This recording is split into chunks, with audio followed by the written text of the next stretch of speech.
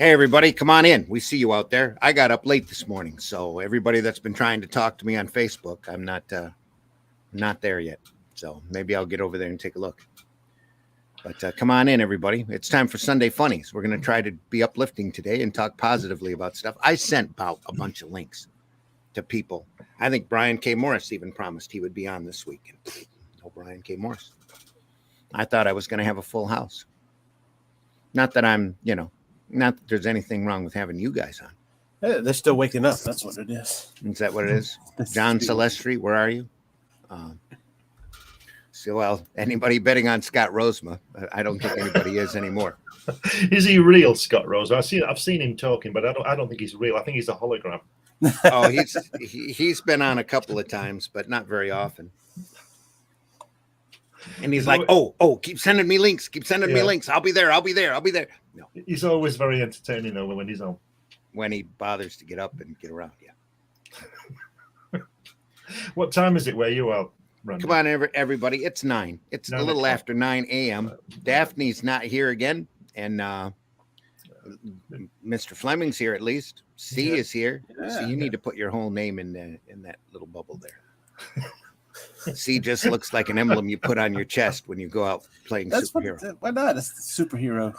Well, let me see. I'll fix it. What does it stand for, though? That's the thing. It seems to be important. Though nobody has yet to email me at thezimcast@gmail.com. I'm going to start making up stuff just like everybody else does. There you go. That's what I'm doing. We got a letter in from some guy and who knows where, and he asked the following question. Gmail.com. Dear Zim, why are you so great? Yeah. There we go. Come on in, everybody. It's time for the Sunday Funnies. There's only one listening. I don't even think that is the comment section open. It is. Mike Jimmy is there. What up, lovelies? Mike Jimmy says we will get Scott this morning. Or not? We'll have to wait and find out. I think it's the or not. I did send him links, though. Send him to both of his Facebook pages. He'll show up about 5 minutes at the end. Begging people to come on. Scott's programming has overlooked and has overloaded and needs to fix itself again first. Has it? Mike Jimmy knows. Mike Jimmy, I think, did I get a message from you? Who's there? I missed an audio call. Huh. Uh-oh. Usually if I see an audio call, it's usually an accident. Probably. I've butt dialed a couple people before. Yeah, that's happened to me. Oh, where are you? There you are, Mike Jimmy. I'll send you a link, buddy. Paste and send. Is that a pressure pen you're using there, Mike? Yeah, it's it's digital. So I know you love digital. What program are you using? That's what I'm asking. That's why I'm asking you. Yeah, Clip Studio. Oh, see, there we go. I've got Clip Studio in here in my computer. I've opened it twice in the last 2 years. I caught it on sale. I do not have anything against digital artwork. I just prefer pencils and paper. I know. It's so much faster to get it, especially cheaper when you don't have all the money to get all the stuff you need. Yep, Mike. Hey. And when I have time, I don't mind. I like doing some traditional. I like traditional. I mean, digital has its pros for sure. First of all, it's cheaper. Until the thing breaks, which has been my life the last 5 months. Well, that must be why Leonardo took 7 years to paint the Mona Lisa, because he was doing it by hand. Yeah. If he'd have had a computer, he'd have had it done in 7 minutes. Leonardo took 7 years because the wine was really good. Yeah, and that guy was after him, wasn't he? And he put all sorts of hidden messages in Mona Lisa that people are still deciphering to this day. Oh. That nose meant something. This line here, these two, the background doesn't connect for a reason. This kind of stuff. No, maybe he was just painting. Maybe he just thought she was hot. Yeah. As Freud is known as saying, sometimes cigar is just a cigar. Yeah. That's like on the Life of Brian, isn't it? When they're chasing him through the streets and he tells them to go away, and they stop and say, But how shall we go away? The drops It's the a- sandal and everybody Yeah, screams, it's a sign. It's a sign. Yeah. And everybody takes off their sandal and keeps chasing. Come on in, everybody. It's Sunday Funnies. We're here. We're glad you're here. If you're here, come on in, hit that like button. We're over on the We don't Ragin 2 bite. network. Let me jump over to I was over on my Facebook before. Let me go over there now. I had so many. I got over on Facebook this morning, and I've had so many invitations for everybody's different pages. It's like, Yeah, I I can't- ignore most pages on Facebook because either they're dead or I see their stuff in groups anyway. don't get so morbid. It's too No, early in it's the true, day to be it's this true. morbid. I'd go to your page, but you're dead. No, I mean the page is dead, and they're usually they're more often active on their own feed that Oh, they share yeah. to groups. I got what you're saying. The pages are dead. Yeah. Yeah. I'm with Randy. I thought you meant they were dead. Yeah. I got that idea too, but I try to remember to put stuff up on my page. I forget all the time. Yeah. All the time. I just put memes up there. Every once in a while, I'll put a personal update or whatever, but not very often. I need to put another one up there because I was just at a family picnic yesterday and everybody was happy to see me alive. And I'm like, I've been walking for, 4 months now. Where have you been? Yeah, right. Yeah. But it was, hugs all around, that kind of thing. It was good to holidays and weddings and funerals are like the only time that everybody gets together anymore. So Yeah. there need to be Mike, more parties, I think. Mike, Jimmy, I saw that cat attack your guest artwork yesterday on the show. Remember the cat? Oh yeah. No, my cat attacks all my artwork. Not your cat. The girl who was on. I don't know. Nita? Oh, Nita. Oh, Yeah. Nita. No. Yeah. Yeah. Cats do that. Yeah.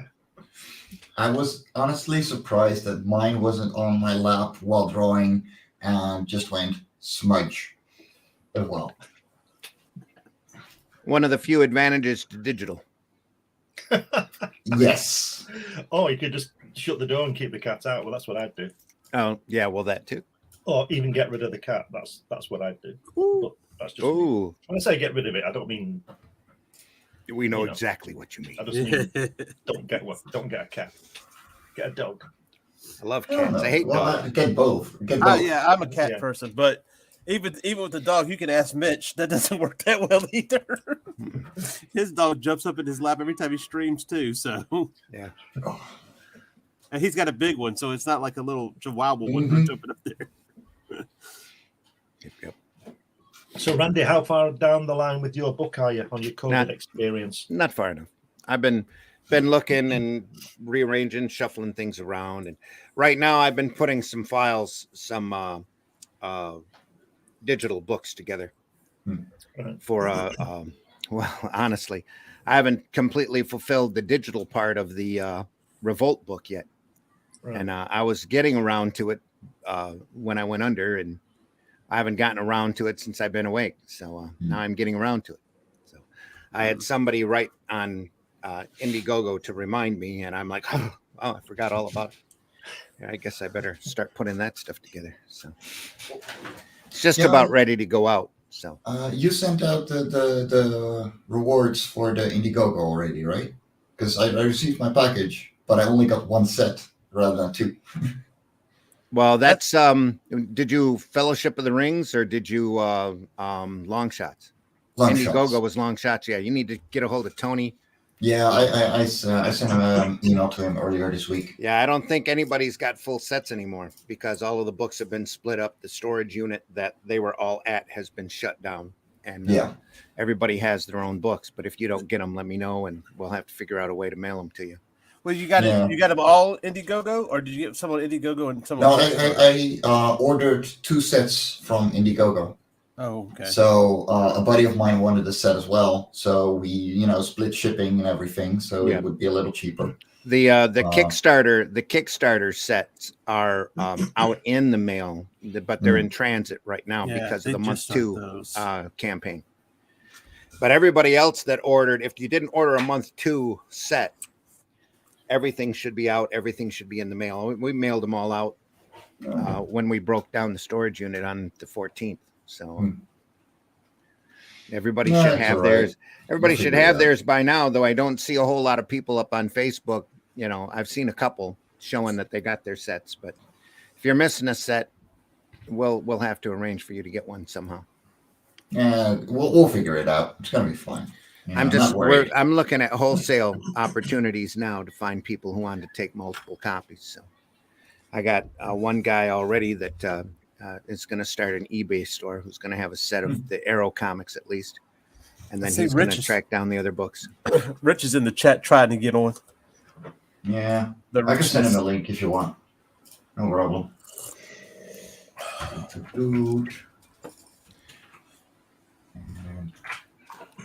There we go. So, okay. Sorry, Glenn.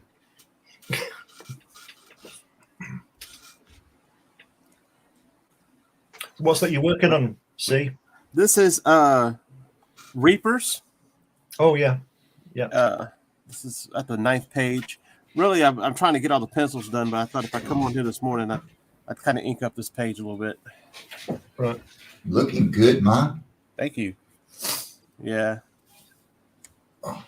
What we can see of it in blue line or in light blue pencil. line, right? Yeah. Let's see.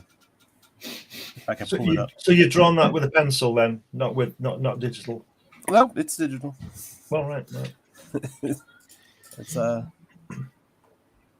yeah, between the 40-hour work week and shows, you know, you don't really have time to. No. No, you don't. No. No, I finished proofreading the Singular this morning, so that means there's going to be a back and forth between Marv and I. Oh boy, there is a lot to fix for this guy, but should be okay. And then we can go into production for that next month. And after this, I should have a talk with JD Calderon for Tall Tales and Oswald in the Netherlands as well. Yeah. So we're expanding. Good. Yeah. Good. Pardon me. I'm just Getting distracted. not quite. Just sending out a quick message. So. There we are. What is that? That's a white screen. There we are. Yeah. Oh, there we are. That's better. That's the Reavers you're working on? Yeah, Reapers. Yep. Yep. Sweet. It's this is actually a character. I designed the character. I didn't have a name for him, and Meredith named him Blockhead. So I can see why. yeah. It does, yeah. No. Bristolian Dave in the house. All right, me bebbers. Good to see you, Hey. Bristolian. Richness says, "Hey man, got room." I think you got a link sent to you. Yeah, you should have received the link. See, when you're drawing that, are you taking into consideration? This is probably a stupid question, so you'll have to forgive me. But are you taking into consideration the lettering that's going to go on? Or Yes. do you just put it on? No. I take into consideration. Yeah. Right. This is you can see, even though there's not an exceedingly amount of dialogue per se, but Right. there's still space for it. Yeah. Right.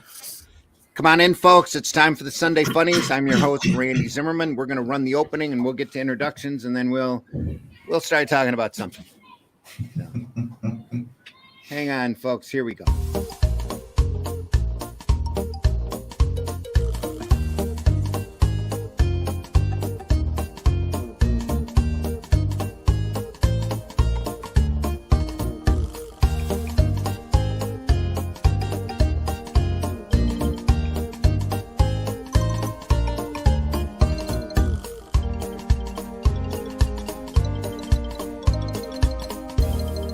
I am typing again. Anyway. Hey, folks, come on in. Like I said, hit that like button, hit that love button. We're happy that you're here. I'm your host, Randy Zimmerman. It's time for the Sunday Funnies, where we're going to try to talk positively about this industry and put the fun back in funny business. So everybody's welcome in. Come on in. The chat is open. The chat is open. The chat We don't is bite. open. Chat is open. I am a longtime alternative, independent, and comics producer, creator, everything. I've done a lot in this business for many, many decades. Ran conventions, had my own comics entertainment paper, that I should say, that was circulated around my county for a decade. Been printed in a lot of places. Probably about the only thing in this business I haven't done is work directly for Marvel and DC, because, anyway. We have standards. Like I said, we keep have saying, standards. back in Listen to this guy. 2003, I pitched. I went to San Diego because I had the luck, I should say, and the fortunate opportunity to go for Bernie Wrightson for a few years and sell his artwork, which was definitely an experience I'll never forget. Wow. To people coming by going, "What do you got?" And just a couple tables worth of artwork, pre-production work. He was working on movies at the time. So he had at least, I would say 50 drawings of a rock monster creature for Galaxy Quest that he had designed. And it was everything. It was everything from a beautiful looking thing type humanoid, human-sized creature to these large behemoth rock monsters like you would see in the great old 50s and early 60s Marvel monster books. Oh my God. Every last one of them was amazing and just beautiful work. And then in Galaxy Quest, they end up stacking a bunch of rocks together for the movie. Oh man. Yeah. Oh boy. He Somebody did in tell special me. effects department said that's too hard. Yeah, probably. I have no idea. He did tell me, though, that the closest thing he ever drew in production for a production drawing for a movie that actually made it to film were the little baby aliens that were in Galaxy Quest. They took those directly. They'd come up to the cast and smile at them, and they'd be all friendly with them, and then they'd open their mouth and there's a set of sharp teeth that they'd go at them like a prawn. Now that is a classic thing that's still being used today. He said that he was especially proud to see that on screen and proud of those drawings. But he did a lot of stuff. Sony hired him way back when they were doing pre-production for Spider-Man to actually, he did a set of drawings of what somebody would look like, what a human would look like in the Spider-Man outfit. Wow. And he drew it, and he got paid very handsomely for it. There was a set of Ghost Rider illustrations that he had done, and he learned really quickly with that too, though, is that when you do those production drawings for a movie studio, never send them the originals. Yeah. Because he sent them most of the originals and he never got them back. They just mysteriously got lost. Oh boy. But he was selling quite a few of them at the show. It was like I said, it was a very memorable experience. But I got to go around with a couple of proposals to pitch to Marvel and DC. And one proposal I pitched to Will Dennis, and Will who was an editor at Vertigo at the time, and he was amazing and just fantastic. Read it, understood it, thought it was great. Was going to take it back to Vertigo and see if he can't push it as a series. I'm like, oh, thank you, man, thank you. It's a really good time. The editor at Marvel looked at one of the proposals and looked me deadpan straight in the eye. Says, "We actually own this character." And I said, "No, I'm done." It was just done right there. And then Will Dennis sent me a note back from my proposal. It's just early days of email. Sent me an email back. Oh, it's 2003, so I guess it wasn't that early. But he sent me an email back apologizing, saying that he loved the proposal, but he showed it to Karen Berger, and she vetoed it on the title alone. Didn't read the proposal. Oh, wow. Vetoed it on the title. Jesus. Because it was named after a place. And they had just picked up another property that was named after a place, and they didn't want any confusion, which was funny because the title that they picked up and printed for a short period of time was Midnight Mass. And if you ever do named after Midnight, Massachusetts, and it was really a kind of heart-to-heart couple that were supernatural investigators. And mine was a supernatural soap opera that took place in a small town in the Upper Peninsula of Michigan, where because if you've ever been up in the Upper Peninsula of Michigan, it's desolation, pretty close to wilderness. through the majority of the UP, but it was this was right before I started watching any Buffy or anything, but it was a crux point for a lot of supernatural stuff going on. We had characters wandering into the town for whatever reason. They were just pulled there and then left. And I was really excited about doing the series, but that's what happens when you get really excited about doing a property and you know you're going to do it. I come home from San Diego going, I'm going to be a Vertigo writer. This is amazing. This is so cool. Because Will was so positive about the property. Then he sends me an email back. Sorry, she vetoed it as soon as she read the title. Wow. And I'm like, oh, man. So did she read the proposal? No. She's vetoed it off the title.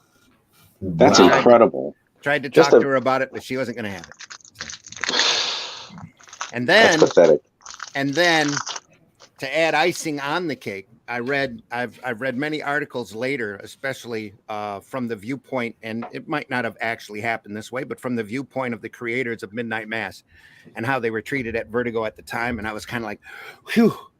I kind of think I missed that bullet pretty well. So. Wow. But I haven't done much in horror ever since because it just, it's time to find other things to do. So, but I still have the proposal around here somewhere. I got a bunch of side characters created for it. And Will was excited about it because at the time they were looking for vehicles for some of the supernatural characters from DC. And he said, oh man, we could have Swamp Thing run through the town. We can have so-and-so run, Mr. E run through the town. I'm like, yes, absolutely. That's what this is for. Nice. And no. Yeah. Not going to happen. Jesus, would have been fun to do. Would have been fun to do because the wife and I were real big fans of Dark Shadows. Yeah. At the soap opera that was out. We had a half-hour soap opera over here in the 60s that was mostly in black and white that had supernatural overtones that as a kid, everybody would run home and watch until they got scared to death. I would run home and watch it. My mom got scared to death when they buried somebody alive. She was ironing. I'll never forget that scene. She was ironing at the ironing board, watching the soap opera with us. She was a soap fan anyway, but here was a supernatural soap opera with ghosts and vampires and werewolves and all this, all Frankenstein monsters, all this into it. But it took somebody to be buried alive. She jumped off or away from the ironing board, ran up, shut the TV off, says, "You're never watching that again." Oh, what? Man. Oh, that was God. But it was a great soap opera, though. Sci-Fi Channel had run it all in a row. The wife and I recorded every episode on VHS tape, and now it's on IMDb.com or something. They've got all of the soap opera. If you look for it, you can get it through the streaming services for free. And it's such a laugh because now it's got all of those, and some of it was live too because they'd lose videotape or whatever, and some of it's jury rigged together because this version of the tape got lost or that version of the tape got lost. And you'll go episodes in really crisp black and white, episodes in fuzzy color, episodes in crisp color, episodes in real fuzzy black and white, episodes in really bad sound.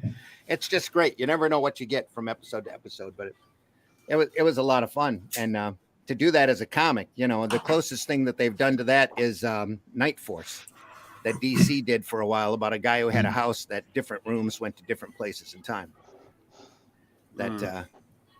It must be a generational thing. I told you the story before about my auntie Connie lived 50 odd miles from us. We used to go and see them every weekend, and she wouldn't let me watch the second episode of Batman. Yeah.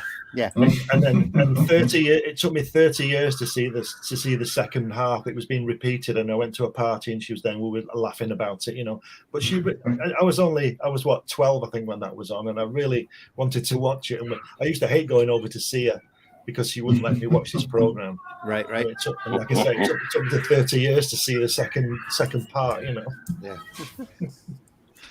God. See, is that your kids out that we're hearing in the background? I don't know whose kids. It's my. Oh, it's my kids. I'm closing my window. Sorry, guys. They started playing again. Oh, okay.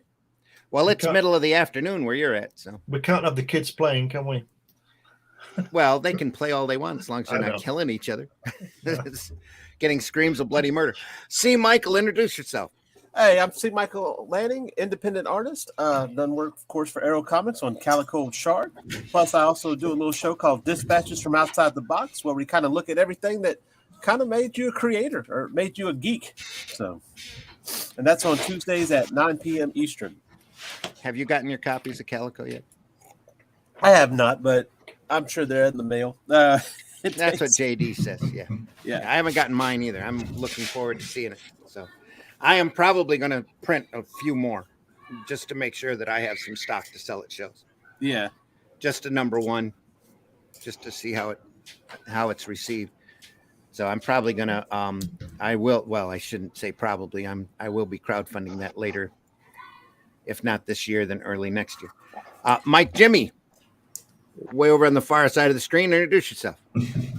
Hey everyone, I am Mike Jimmy de Bruin, CEO of Ferris and Inns and creator of Love and Cora, publisher for the Singular and the Radiant site, and hopefully after tonight a couple more books. So I'm looking forward to talking about that one later. And I host the two shows, Hang On Animation at 1 p.m. Eastern on Wednesdays and Sketchy Saturdays at 10 a.m. Eastern on Saturday here on the Ragin 2 Broadcast Network. Sarah's up early this morning. Sarah, Good good morning. morning. Hope you're doing well. Good to hear from you. Nice to know you're still Hello, around. Sarah. Doing well. Also joining us this morning is Glenn Fleming. Mr. Glenn Fleming, introduce yourself. Hi, everybody. I'm Glenn Fleming. I'm a writer, artist, and publisher. Most relevant to this show, I've written lots of books on different things, but most relevant to this show is this book that was recently published on Indiegogo, which depicts my visits to Jack Kirby's home. And also with the book, you get a DVD of me actually talking with him. So that's on Indiegogo in demand. I'm an artist as well. I've drawn many strips, but this one currently is my book, Hatch. This is on Amazon now, and the second book is coming out soon on Indiegogo again. Sweet. And I also publish Comics Unlimited magazine, which is generally around 100 pages when we put it out. It used to be bi-monthly, but it's slipped back to a quarterly now. And we're hoping to get that back up to a bi-monthly, but it does what it says on the tin. You know, it's all about comics and articles and interviews and artwork and all that kind of thing. Are you quarterly now because you're not getting enough material in? No, quarterly because everybody working on it is doing other things, so we had to cut back. Well, then But you're we're not getting material in fast enough then.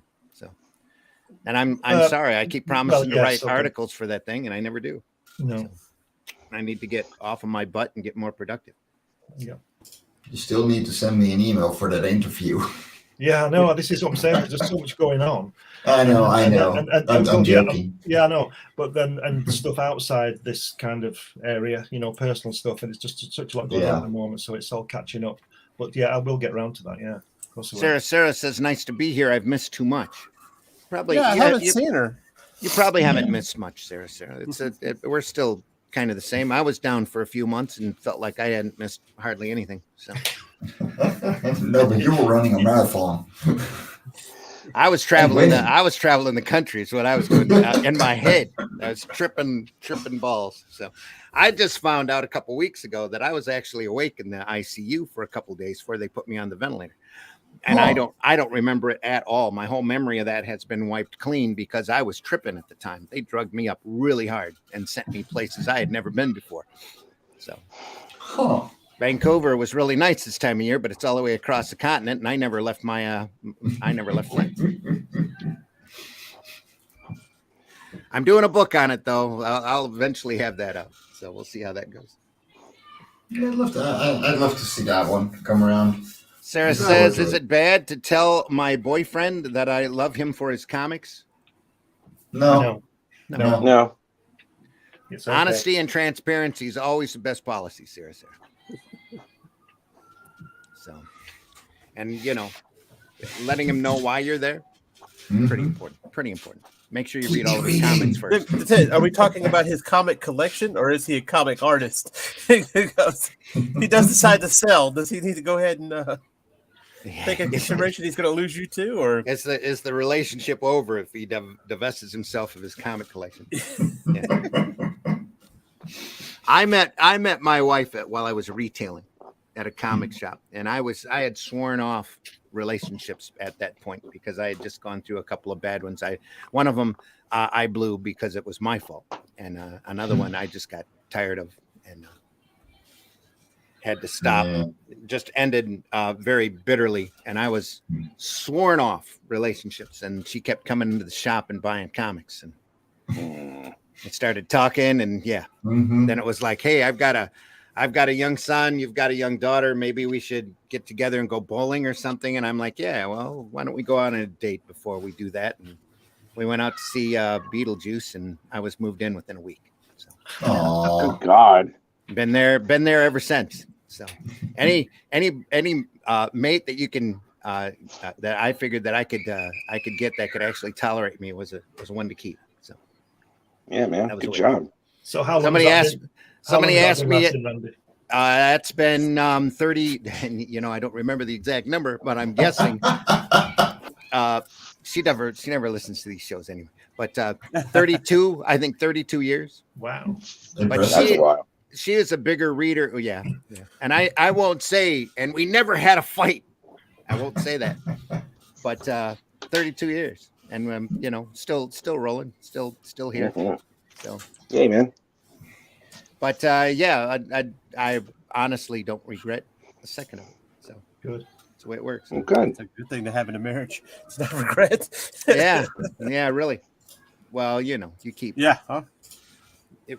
See, somebody asked me yesterday, you still married to her? They were joking around. Yeah. Why are you still married to her? Because she can put up with me. Thank you.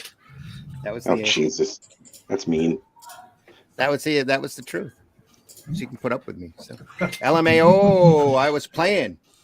He does have more comics than my local comic shop. Well, good for you. Cool. Yeah, no. That means reading material. That's always a good thing. Yeah.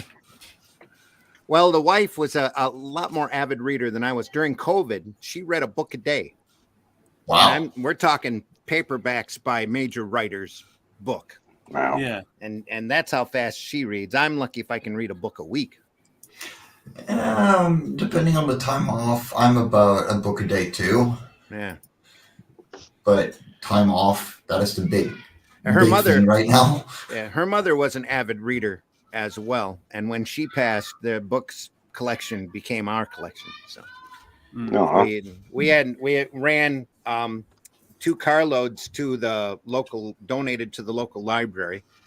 And we have a second story of the house that's now nothing but a set of bookcases, bookshelves that line all Wow. 4 wall, all three of the 4 walls. The fourth wall has a bed on that, and they're all jammed with paperback books. She used to collect paperbacks by the author.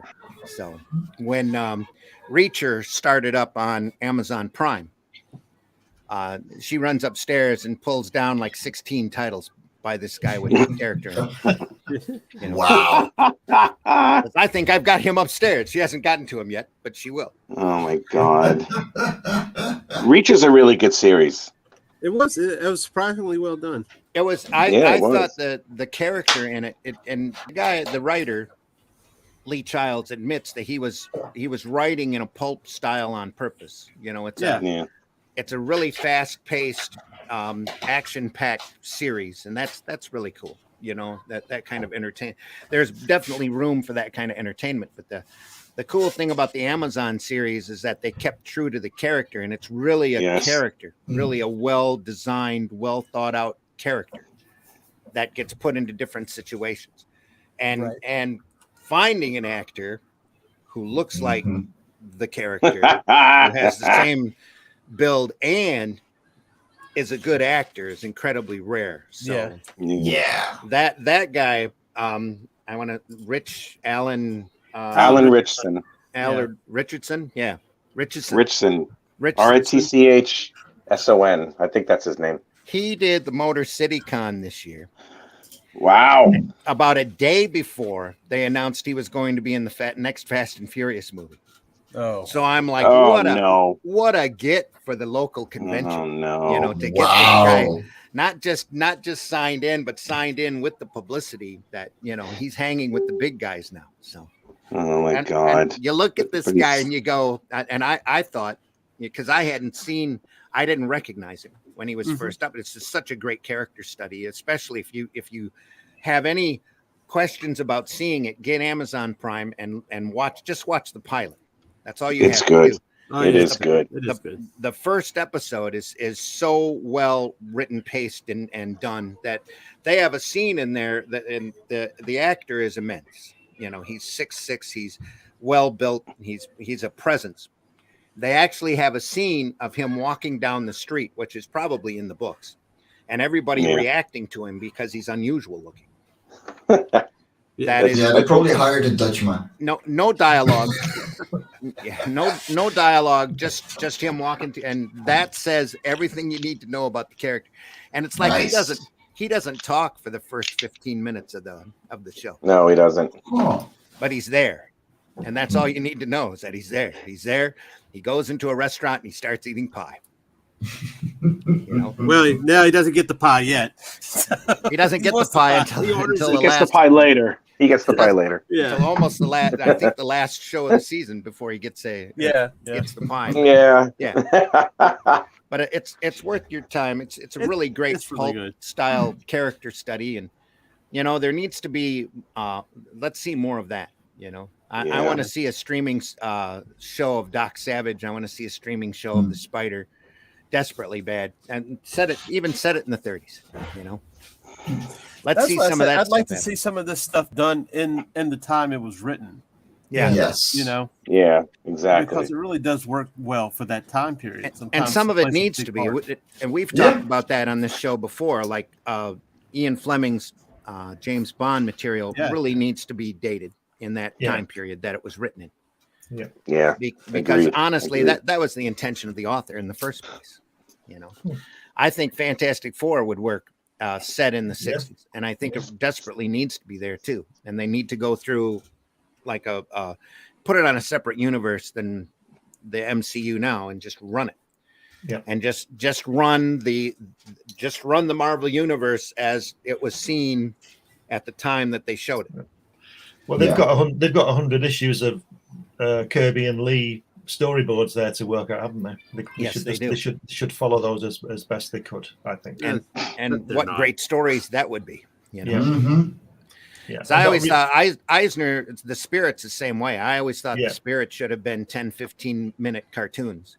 Yeah. Each segment be a separate cartoon.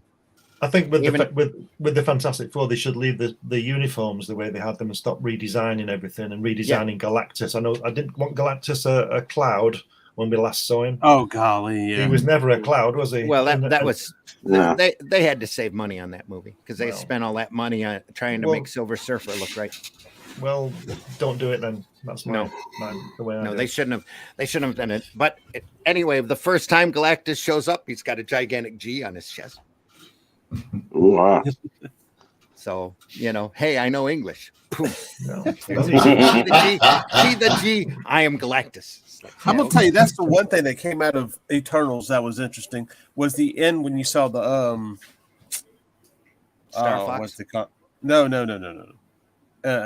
Celestial in the sky over the earth, and everybody's looking up. It's like, oh, okay, I could totally see Galactus now. But yeah. Pretty much, yeah. I think that G on Galactus's chest stands for God, because Stan Lee said the story goes. I don't know whether it's true or not, but he said to Kirby, "Have them meet God." So Galactus came along, and that's what the G's for. God, not Galactus. I don't know. Well, as long as he doesn't have a helicopter named after him, I'm fine with it. You know, whatever. I can just see Jack sitting there going, God needs a herald, you know, and I'm going to put Oscar on a surfboard. How you like that? Yeah. That's how that went, though, isn't it? So that's Stan calls him up. What's this? It's a herald. He's coming in before the god does. Mm-hmm. Here we go. Yeah. Oh, okay. I can write that.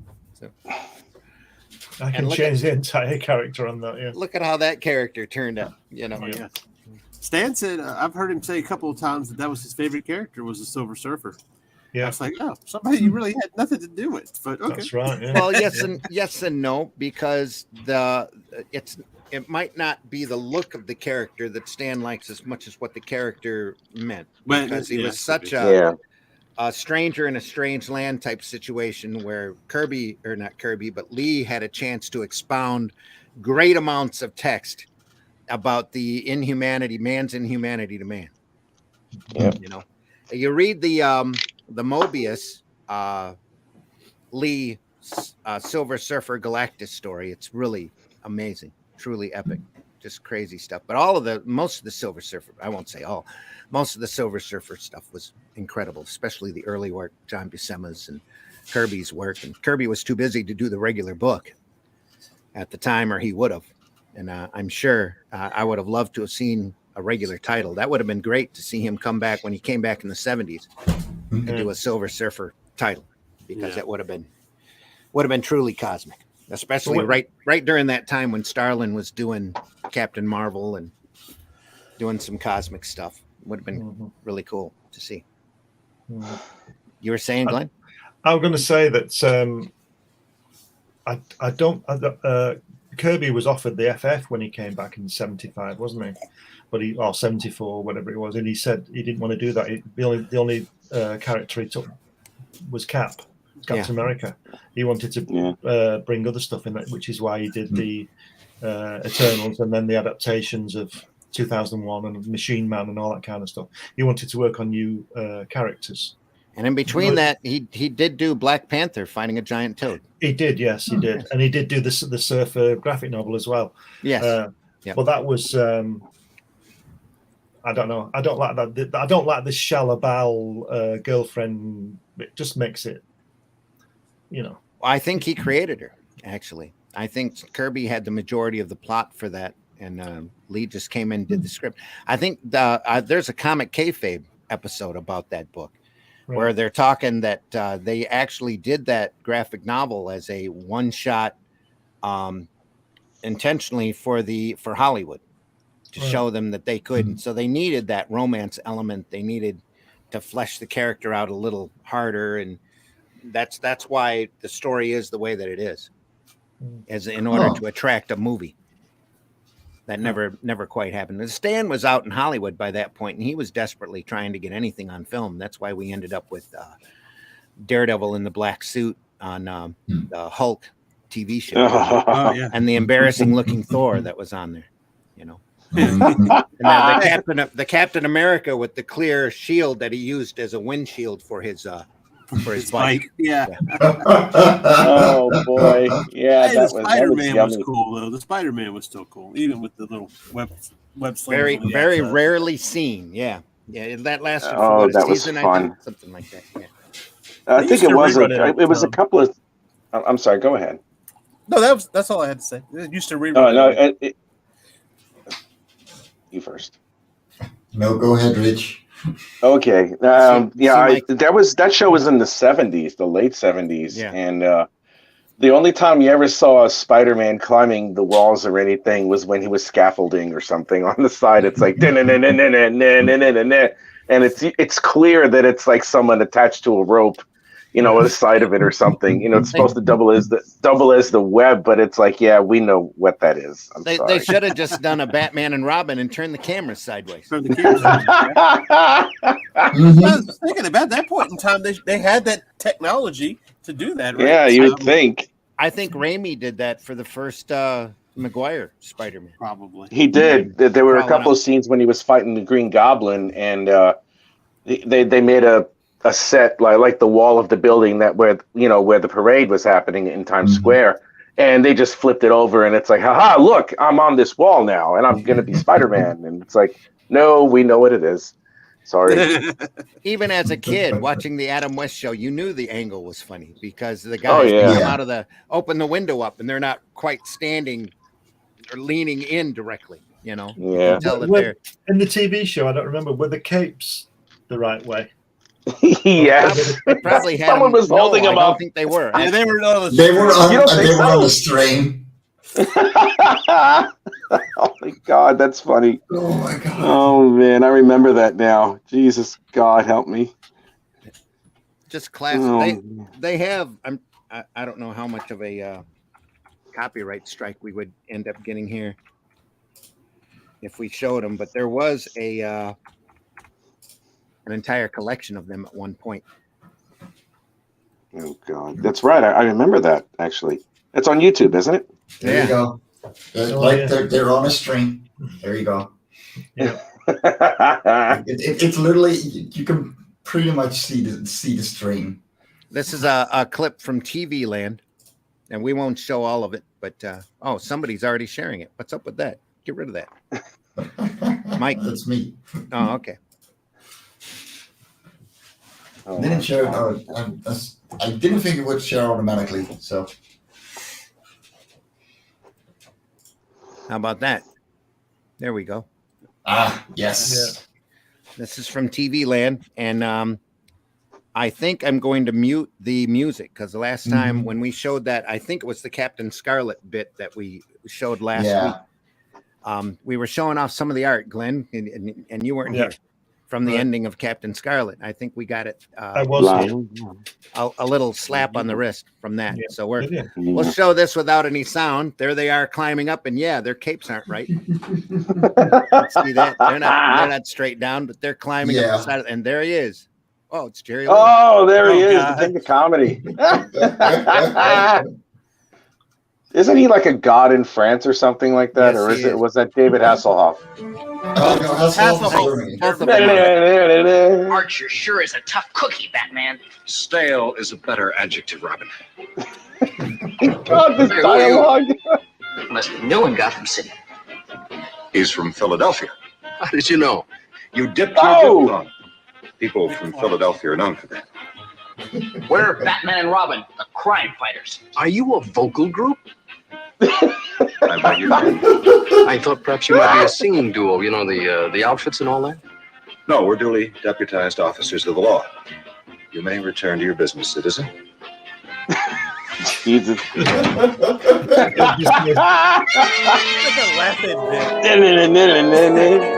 Gee whiz, Batman. Gee whiz, Dropping Batman. in on a drugstore might have been easy. Exercise never hurt anyone, Robin. Oh, they're having such a rough time. Always keep the element of surprise on our side. Ha! What are you doing here? I might ask you the same question. Pursuing the enemies of law and order wherever they happen to be. Aren't you in the wrong city? On special assignment for the Daily Sentinel. You know my aide, Cato? Robin, the boy wonder. Well, I don't want to hold you up from your crime fighting. Literally standing Thank on you, and good Cato's luck to back you, to Mr. get that. Hart. Yeah, right. Nice to meet you. Gosh, Batman, what are they dressed like that for? This should be good practice. Something ever takes us to Mount Everest, Batman. One more. We won't show all 14 of them. Planning our campaign against evil to Gotham City for some time to come, old chum. It needs us. Hey, Batman and Robin.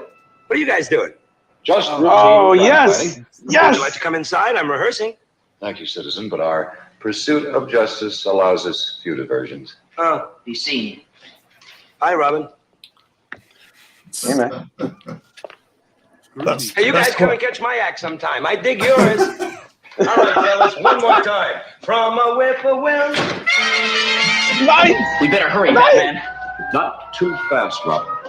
Not too fast, Robin. Anyway, That's quite ironic that you would say be singing you to Sammy Davis, isn't it? Seeing he's that was. only had one. Oh, my God. But that shows you how Oh, popular man. that show was. Yeah, How- be singing Yeah. you, maybe not. Yeah, for a short period of time, everybody wanted to be on that show. So, and you see that man. angle that Sammy Davis was on. He must have been standing on 2 tables in order to get that high up on the. No, well, he's only 4 I think foot he was nine. laying He's standing on down. 4 tables. Right. I think it was laying down. No, he was standing up straight. It's just the Really? angle of the camera. Yeah. Oh, okay, all right. Yeah. Because to me, if you turn it 90 degrees counterclock, and it's like, okay, we're going across that building, and then they open the window, and it's like, hey, I don't know. It looked like to me they were laying down or something. They were Maybe I'm wrong. they were standing up and opening the window up above them. You know, Yeah. it was on a low thing so that they could stand up and have their chest and head poking out of the window.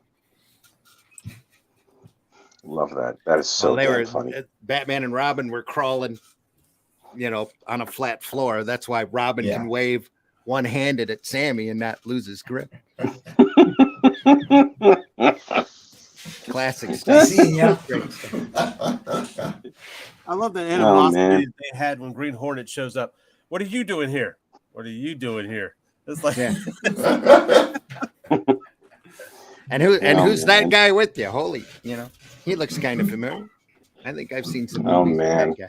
Yeah. Yeah, the time period around there, it's a good thing they had network censors, because Robin would have said something entirely different. Yeah, well, especially with everything that was going on, that is said to have been going on behind the scenes at the time. It was pretty. That was the era of free love and good drugs. So, Oh my God, there was a lot of weirdness going on behind the scenes, apparently. And to think that Oh, Bruce Lee was dead about 6 years later, wasn't he? Who? Yeah, Bruce Lee. Yeah, he died in the Bruce Lee, early yeah. 70s, didn't he? It wasn't much longer. Yeah, that's right. He was able to cut a couple movies, and then that was it. Yeah. wow. Yep. Man. Sarah said, glad to hear about the show. Check it out, Reacher. Yeah. It says I read 2 issues of different titles to get a better idea of what grabbed my attention. Pretty interesting results. You have a problem when an avid collectors cut you off. Hysterical. Mm-hmm. Yeah.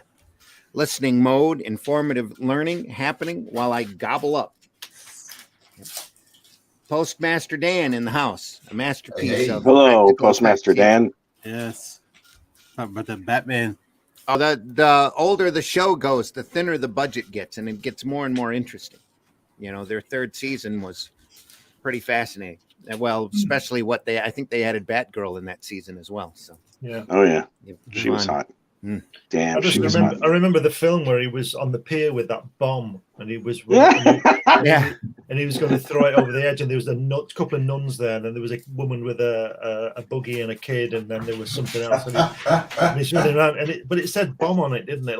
Yeah, it did. Yeah, it did. It was a great big round cherry bomb. Yeah. Hey, it helped, I mean, it made it really easy for him. Didn't a shark come up and bite it and take it away?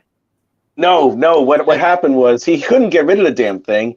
He finally found a spot, and all of a sudden he looks over the edge of the pier, and it's a whole bunch of ducklings swimming, and he's like, some of these days. He looks over and he's like, some of these days you just can't get rid of a bomb. And it's just like he starts running, and then it explodes after he leaves the camera, and then Robin is like, Batman.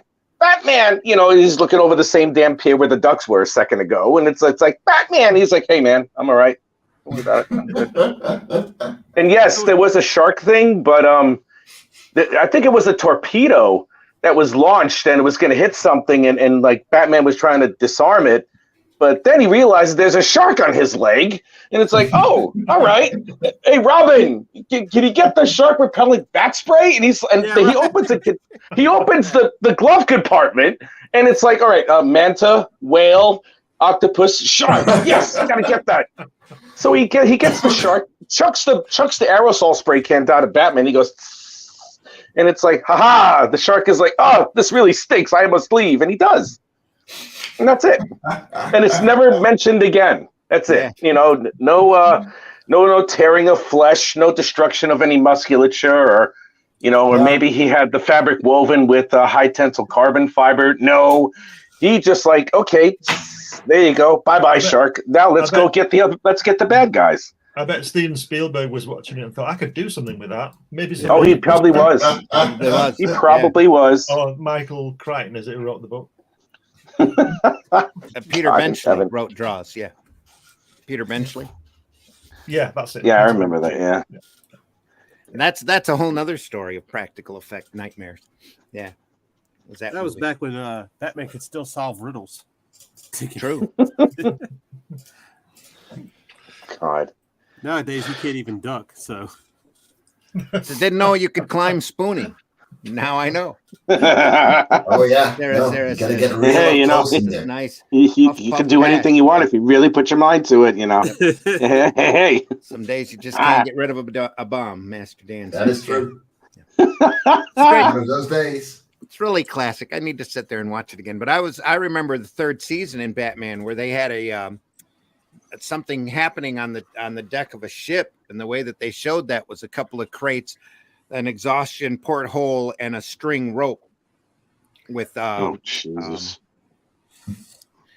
with little metal stands between it. You know, like a rope you see outside of a nightclub. That was a ship. Yeah. So and that and a foghorn noise. You know, everything else was. And it was all done in primary colors too, so everything could be bright for color. Yeah, just crazy Oh stuff. my God, love it. It's one of the fun things about seeing the remastered Star Treks is they kept that primary, basic, solid primary color all the way through, and it's bright when you see the remastered versions, and then all of the effects are computer generated, and it just looks great. Yeah, it's fantastic stuff. What do you have you seen any episodes of Strange New Worlds yet? I've watched them all to date. Yeah. Are they good? They're amazing. Oh, really? Okay, great. Because I would like to watch them. Considering what Discovery was, it is literally night and day. Whoever's writing Strange New Worlds sat down. It's not writing that. No, but they sat down and watched the Kirk Spock Star Treks. And they said all of this stuff takes place before this, supposedly, but it takes place in a different universe. The Kelvin timeline. Yeah, but Spock is in it. Nurse Chapel's in it. Uhura's a cadet in it. Number one is played by Rebecca Romaine. Yeah, Rebecca Romaine Stamos. All the episodes are single episode stories. Some of them are incredibly good. A couple of them are a little goofy, off kilter. Spock and his fiance trade personalities like the old 1950s style mad scientist and the chicken trope, you know. Oh no. And they through a Vulcan ritual, of course. You know, they're bonding and suddenly they switch bodies, and because Spock is half human, they can't get back. So oh no. But there are some incredibly nice touches in it. Pike is the captain, Captain Pike. He's played by Anson Mount. Everybody on the show is enjoyable, and the casting is really good. The writing is passable. I mean, it's just like the old Kirk Spock Star Treks, only with more futuristic devices and a different cast. Nice. So yeah, it's been very entertaining, and like I said, a couple of the episodes are a little goofy, kind of off kilters, probably written by somebody who thinks that they're breaking great scientific ground when they're actually walking over old style tropes. You know, nothing quite as ridiculous as the Spock's brain episode on the original Star Trek, but they're getting close. That was the greatest episode I've ever seen in my life. That was the greatest ever. Spock's so many, brain is gone. Yeah, there's so many really good episodes. I still watch. What's the episode name? Oh, and I've got City on the Edge of Forever. City on the Edge of Forever. I've got that book. I love that episode. It's just amazing. So that was written by Harlan Ellison, wasn't it? Yes, it was. Yeah, that was. That's right. And there's a book out that Harlan co-wrote that has the script in it, the original script that Harlan turned in. And he talks about all of the changes that he had to go through and some of the hassles that the scripting did and what they let him get away with and what they didn't let him get away with, that kind of stuff. So didn't he stop writing for them for that reason, that they were changing a lot of his stuff? Oh, he stopped writing for television because he got frustrated, but he was a consultant on Babylon 5. And there was a lot of Harlan that was in. Straczynski and Harlan were pretty good friends at that point, all the way through the show. Yeah. So I guess Harlan had a lot of input on that. Go ahead. I don't know if anybody knows this. Maybe I would think Randy does, or a couple other people maybe do. Do you know that Harlan Ellison actually wrote an episode of Murder, She Wrote? That doesn't surprise me. Yeah. He wrote an episode of Murder, She Wrote, and it was like the most stark thing that I've ever seen, because if anybody's ever seen Murder, She Wrote, it's your standard one episode thingy where it's like someone in Cabot Cove is dead every week, you know, and it's like, Cabot. I mean, if you calculate it, you know, Cabot Cove, Maine of all places, with all the deaths that happen there on a constant basis, it's like the murder capital of the world, but no one, gets it. No. It's the second biggest one. The other one, the biggest one is Midsummer Murders. Yeah. Oh my God! Yeah. Yeah. Oh Jesus Christ! 3,500 people and I think like 300 deaths over only a couple of seasons. My God! I also think that Harlan wrote an episode of Voyage to the Bottom of the Sea, which involved a giant rubber squid. Didn't he write the Twilight Zone as well and Outer Limits? He wrote, there's a couple of Outer Limits stories. Did he write the Galaxy Being? I don't remember, but I know he wrote Demon with a Glass Hand. Yes, that's the best one. Yeah, that's Robert Culp, isn't it? Yes, that's the best. Oh, I miss Robert Culp. That's the best episode of that, I think. My favorite episode. There's some Outer Limits is like Twilight Zone. Just about every episode is worth watching. Some of them are goofy, like the original Star Trek. Some of them are goofy, some of them are tropey, and some of them are just incredibly well done, just way over in writing quality than others. Was it the Outer Limits or Twilight Zone? Because they cross over, don't they? I get mixed up. Which was it? The Outer Limits where those aliens slowed down the bullet that somebody was shooting somebody in the store, and they slowed down time, and the bullet was going across the room. Do you remember that one? No, I don't. But that was a good episode. It could be in either.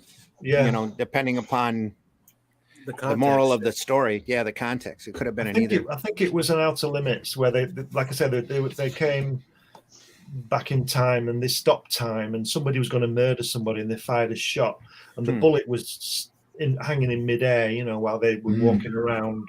It's really good. I know they had a Twilight Zone episode, I believe, where somebody went back in time to stop the Lincoln assassination. Wow. Didn't make it. No. Did you ever get to see those fixed points, huh? Because if they have in Doctor Who those fixed points of time, you can't really change that. Yeah. Did you ever see 1960? What is it for? 1963. That was on. One of the streaming services did that. A Stephen King novel about the Kennedy assassination. November. It was I saw that. It was named after the year. Yeah. And then he comes back after stopping the Kennedy assassination. There's like Kennedy. What do they call it? Concentration camps or something? Oh Jesus Christ! Oh my God. Real sound of thunder. I'm still waiting for them to faithfully adapt that that short story. I know they had a lower budget movie come out. Yeah, they didn't quite stick to the story though. Yeah. I remember reading it in high school and being very affected by it. It's the first real use of the butterfly effect. Yeah, literally. Yeah. That's where it came from, actually. The guy had a butterfly stuck to the bottom of his shoe, and he come back, and the world was completely different. Yeah. Yeah. I love that movie. Was it Chinese rule or something? The awful CGI intro with the flying cars and everything, and it's like, oh my God, this aged before it aged. Mm-hmm. It was a good movie overall, but my God, there was no budget on the CGI whatsoever. Well, they did the same thing with that too. They modernized that story, right? It wasn't. When did it take place? The original. It took place slightly in the future when time travel was viable. Yeah, like 2050 or something. Not that it'll ever be viable in real life, but no. Yeah, it's too impractical. I don't think we'll ever see time travel. Well, if there was time travel, we'd know because they'd be here, wouldn't they? Well, no, I keep telling folks, there was a guy that they caught 6 years ago who tried to stop the Trump inauguration, or not inauguration, but the Trump nomination. And he said he was from the future, and that if Trump got the nomination, that everything that would follow would be a disaster. Well, and I'm thinking, maybe they somewhere up the line they do invent time travel after all. Like it was so good that he would even get anywhere near a nomination. Yeah. Well, it was anyway. Let's not get into politics. Okay, well, let's be honest though. If you're going to be from the future and you're a time traveler, at least predict something innocuous. I think everybody understood that was going to happen. So it's not like he came out and said, it wasn't the fact that he was president. It was the fact that as president, everything triggered everything else, and it was like a domino effect, is what he said.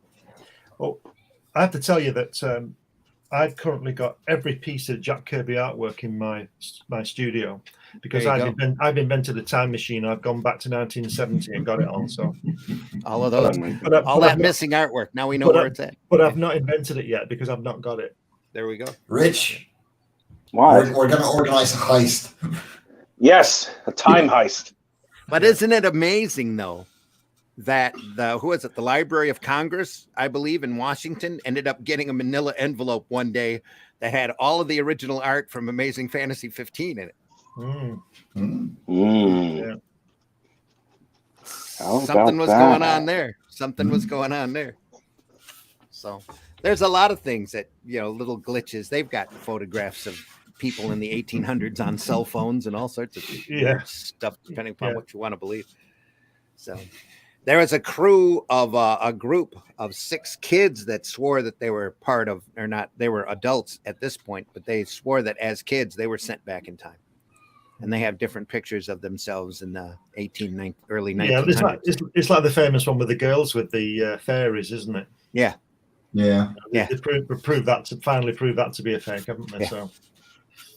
Well, you can do a lot of amazing things with Photoshop and have been able to for the last 20 years. Maybe that's part of the conspiracy that they've allowed it to be proved to be fake when actually, really it is real. That's the entire alien conspiracy right there. Yeah. Swamp gas, yeah. Because I'm waiting with the advances in Photoshop, and this metadata thing where you can't alter. Well, I would imagine you can, and I'm very confident that soon somebody will actually produce a picture of Lee Oswald in that window when he wasn't really in the window. But deep fakes, yeah, and all the metadata will be right and all that kind of thing, John Titter, what? Critical Blast says prove that we can fake it, therefore it is fake. Yeah. John Titter, he was a guy on the internet claiming to be a time traveler for a long time. Oh, okay. Yeah, could be. Yeah. I don't remember their names. I just remember what they said. Sarah says, hell, I made that prediction the moment he started running for president. He'd already proved right. That's what I'm saying. You got to be a little bit more. And this president, it's like you got to come up with something else, Whoever shut down his Twitter account for 11 minutes is a genius. We need a seismic, give me a seismic earthquake that comes up, something, You got to have something a little more. That's why I love the old TV show, didn't get much distance, called Journeyman. And it was about a guy that got yanked back in time to fix the little things. A relationship, people talking, kept a guy from committing suicide in front of a bus, that kind of stuff. Because he eventually, by the end, and the show only lasted 13 episodes. You can't find it on streaming everywhere, but it's genius. It's just, everything about it is just great. But in the last episode, he runs across another time traveler who tells him that all the little stuff you're doing is literally keeping a big thing from happening. And that it's always the little things that add up. That and he can always tell a time traveler by the type of shoes that he's wearing. And say they get yanked back in time with whatever they have on. He says it's the shoes. It's always the shoes. I love that original Time Machine with Rod Taylor in from 1960, especially the part. I think it's just I'm watching this as a young kid. It really made an impression on me when he's trapped in that cave. I think, and he has to go back 25 million years to now to drag his machine across the lawn. Yeah. And then goes back. I think that's to go back. Yeah, that's absolutely fantastic. That's science fiction romance right there. Yeah, that's what you do for love. And then you go forward in time just to drag your machine a few feet to get on the other side of that door. Yeah, and then he meets his friend's son, and he thinks it's him, doesn't he? But it's his son. Yeah, absolutely brilliant. That's true love. Yeah, fabulous. They don't make them like that anymore. No, hail Chris. That's George Pal too. Hey, Chris, who made that same thing. I'll still sit and watch. Poop! I just had in When Worlds Collide. That's what it is. Right. I'll still watch that because it's still so true. You get towards the end, you hold a lottery. Everybody's going to want to get on that shit. Yeah, of course. I remember watching The Day the Earth Stood Still with Michael Rennie in it, which is an absolutely fantastic film. Another classic. Yeah. I watched the remake with what's his face in it, and it was okay, but I wouldn't watch that one again. But I would always watch Michael Rennie. Journeyman was great. Burying the wedding ring under the patio was a great bit. Yeah, that's how he proved to his wife that he actually was traveling in time. He took her. Because he got a not quite a premonition, but he got a feeling whenever he was about to be yanked back in time. And when he got that feeling in the house, he runs up, he grabs his wife's wedding ring, I believe, that's sitting on the counter, grabs a newspaper and gets yanked back in time. Then he runs to a hardware store, buys a toolbox, buries it in the backyard, right where the patio, the concrete slab of his patio is paved over. And then when he gets yanked back to present day, after he's cured whatever he needed to cure, little thing that fixed it, gets put back in present day. His wife still thinks he's got a gambling problem, that he's been disappearing for days because he's out on a binge. He grabs her, takes her out to the patio, and goes, "How long's this deck been here?" Grabs a sledgehammer, and she's like, "It's been here ever since we've been here." And he takes it and he bangs into the concrete slab, digs up the toolbox, opens it up, opens the toolbox up. There's the newspaper. There's her ring. Wow. And goes, "There, look, I'm not in control of this thing. I'm being yanked back and forth in time." And she's just stunned. And then the very end, at the very end of the show, he feels that he's in bed with her and feels a premonition, gets up, gets dressed, sits in the chair, wakes her up just as he gets yanked back in time, and she gets to see it. Wow. You can realize why she doesn't believe him, though, can't you? Yeah. Oh, yeah. That's part of the fun of the show, is that nobody believes him. And like in the second episode, he's out driving his brand new Mustang car and gets yanked back in time. The car crashes, and they felt that he crashed the car and ran because he didn't want to get caught. And he's had this gambling problem for most that he licked. I mean, and hadn't been gambling for a couple of years. So they all thought he was back on it again, and that he was drinking and binging and gambling and doing all of this stuff while he was gone. And he had a brother who's a detective. It takes him forever to convince him. But the wife eventually accepts it because there's no other explanation. And then once, when she shows her the newspaper that's been buried for years, and the wedding ring, she's pretty well convinced at that point. But that the whole series is one long story of him being pulled back and thrown forward. And he gets pulled back and he realizes that his ex, he had a fiance who passed before he met and married his current wife and had a baby. The fiance is actually from the 1940s and she's being yanked forward. Oh, shit. And she disappeared. So when on one of his trips back, he starts running into her and he runs into her over and over again. They figure out that the same thing is happening to both of them, that she's being yanked forward, he's being yanked backwards, and they're trying to fix different events. Okay, I gotta find that now. That sounds fascinating.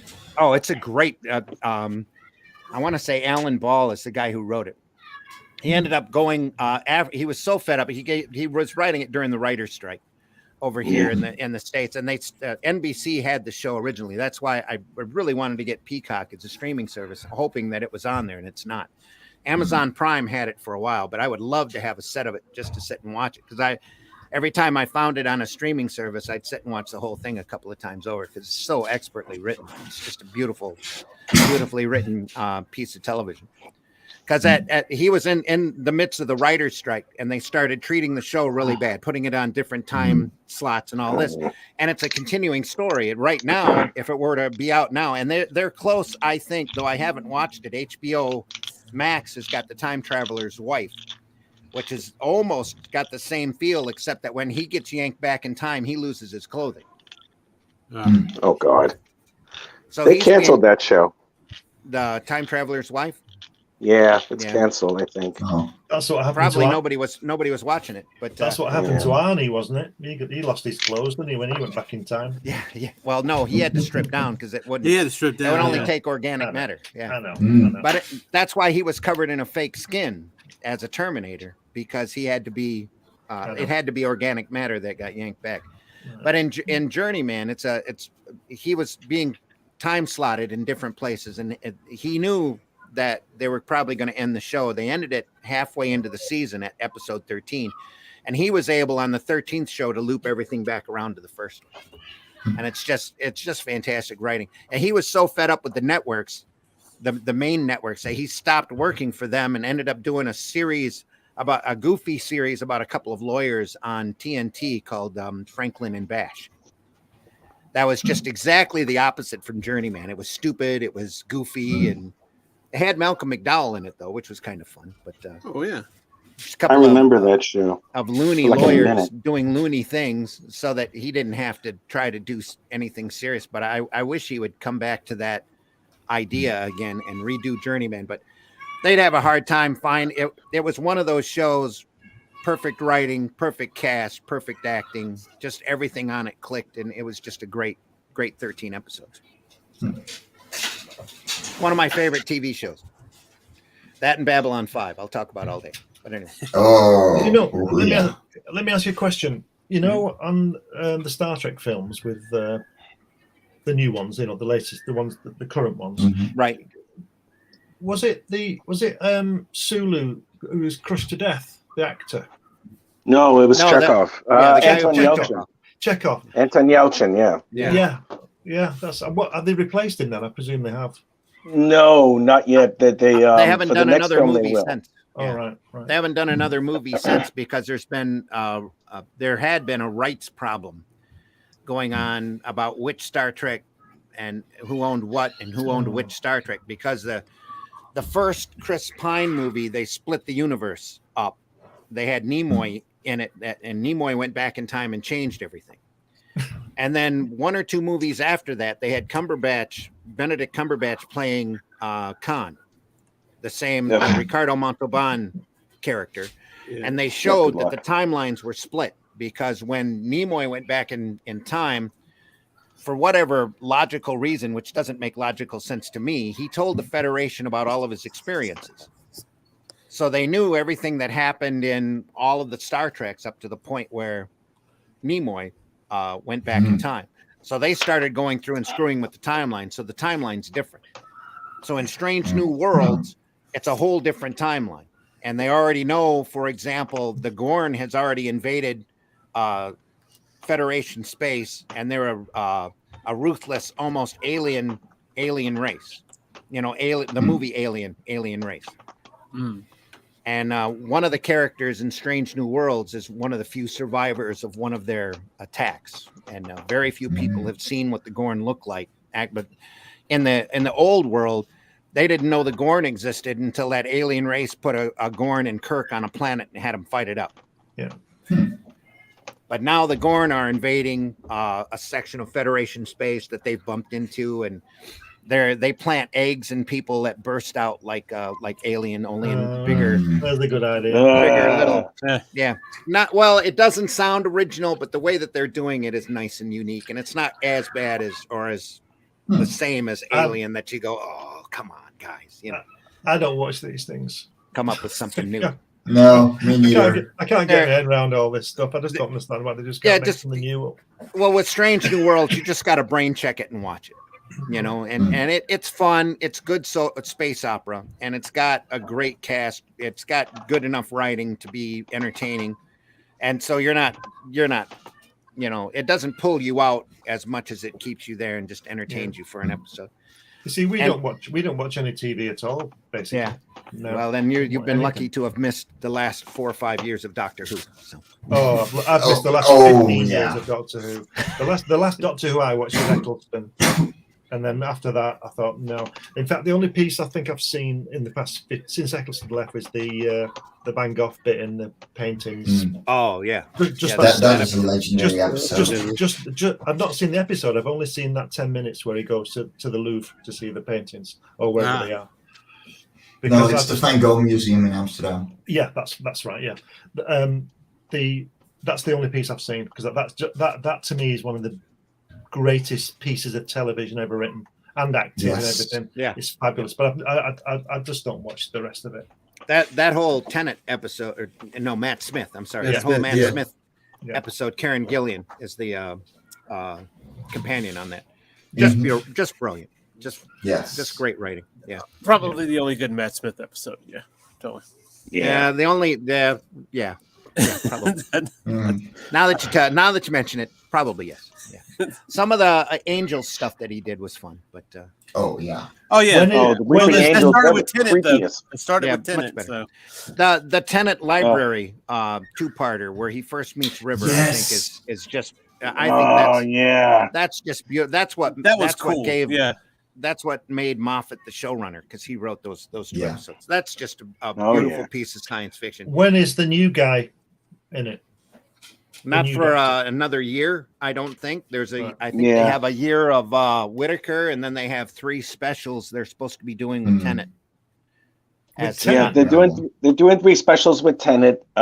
Whitaker's here for another year because it's going to be this big blowout when she when she regenerates into this other guy or whatever it's supposed to be. And there's more excitement for David Tennant and Catherine Tate than there is for this new Doctor, from what I hear over here. So no, it really is. I'm like, well, oh boy. Then in 18 months now, it'll be 60 years, won't it? Yeah, that's why they're doing the Tenet episodes. Is what they're. It's to celebrate their 60th anniversary, because Tenet was the most popular Doctor. So, at least of the new runs. I wonder, was he the best? No, Tom Baker's is he the best Doctor? Of the new ones? Of the new ones, yeah. Of the new ones? Yeah, as far as, because it's the only one that he could play the Doctor and the stories were good. Now, I did like Capaldi. I thought Capaldi would have been a great Doctor, but the stories never lived up to how well he could act. No, the writing was really bad. Only the first series with Capaldi, and then the rest was like, oh boy, here we go. Yeah. Well, I think the last season he actually got to be the Doctor, I think, and he made a speech about, don't screw with me, I'm the Doctor. That was really, really well done. But the rest of it was just horrible. It's like people they hire these folks and they have no idea of the character that they've got control over, and they just go up, or maybe they do, and they just want to deconstruct it and tear it to shreds. Yeah, I can't. I couldn't stand Chibnall. It's like he had an agenda instead of stories. Yeah. He had agendas, and he was just absolutely pathetic. I could not stand his writing.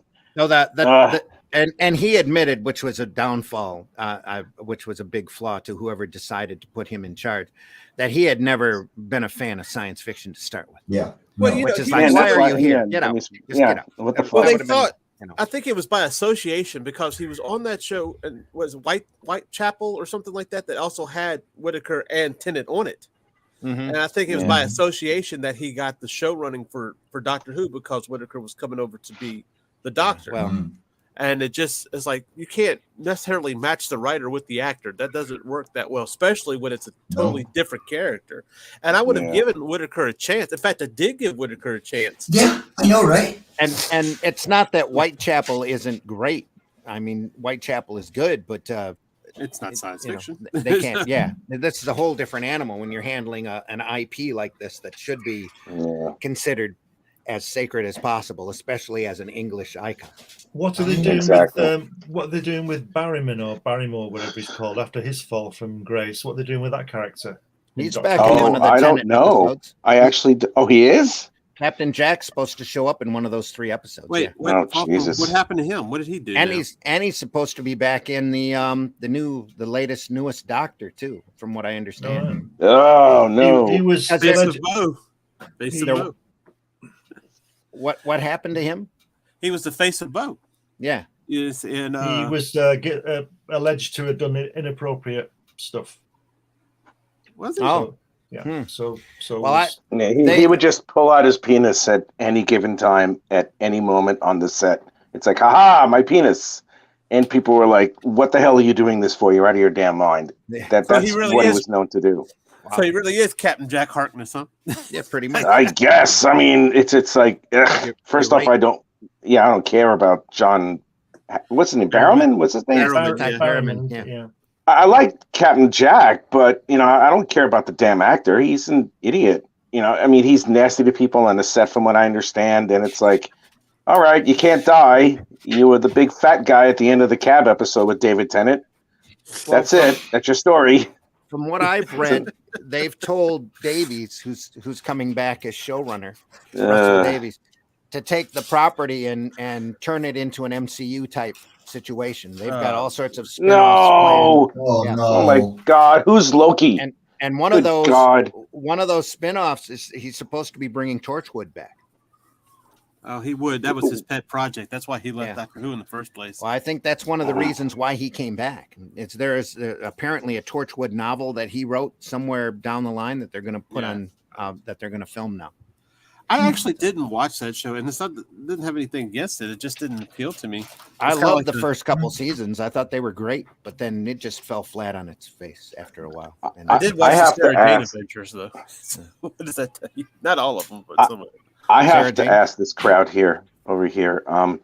If there was a choice instead of the guy who's going to be Doctor Who now, would you pick, if anybody knows the shows, The It Crowd or What We Do in the Shadows, would you want Richard Ayoade or Matt Berry as the Doctor?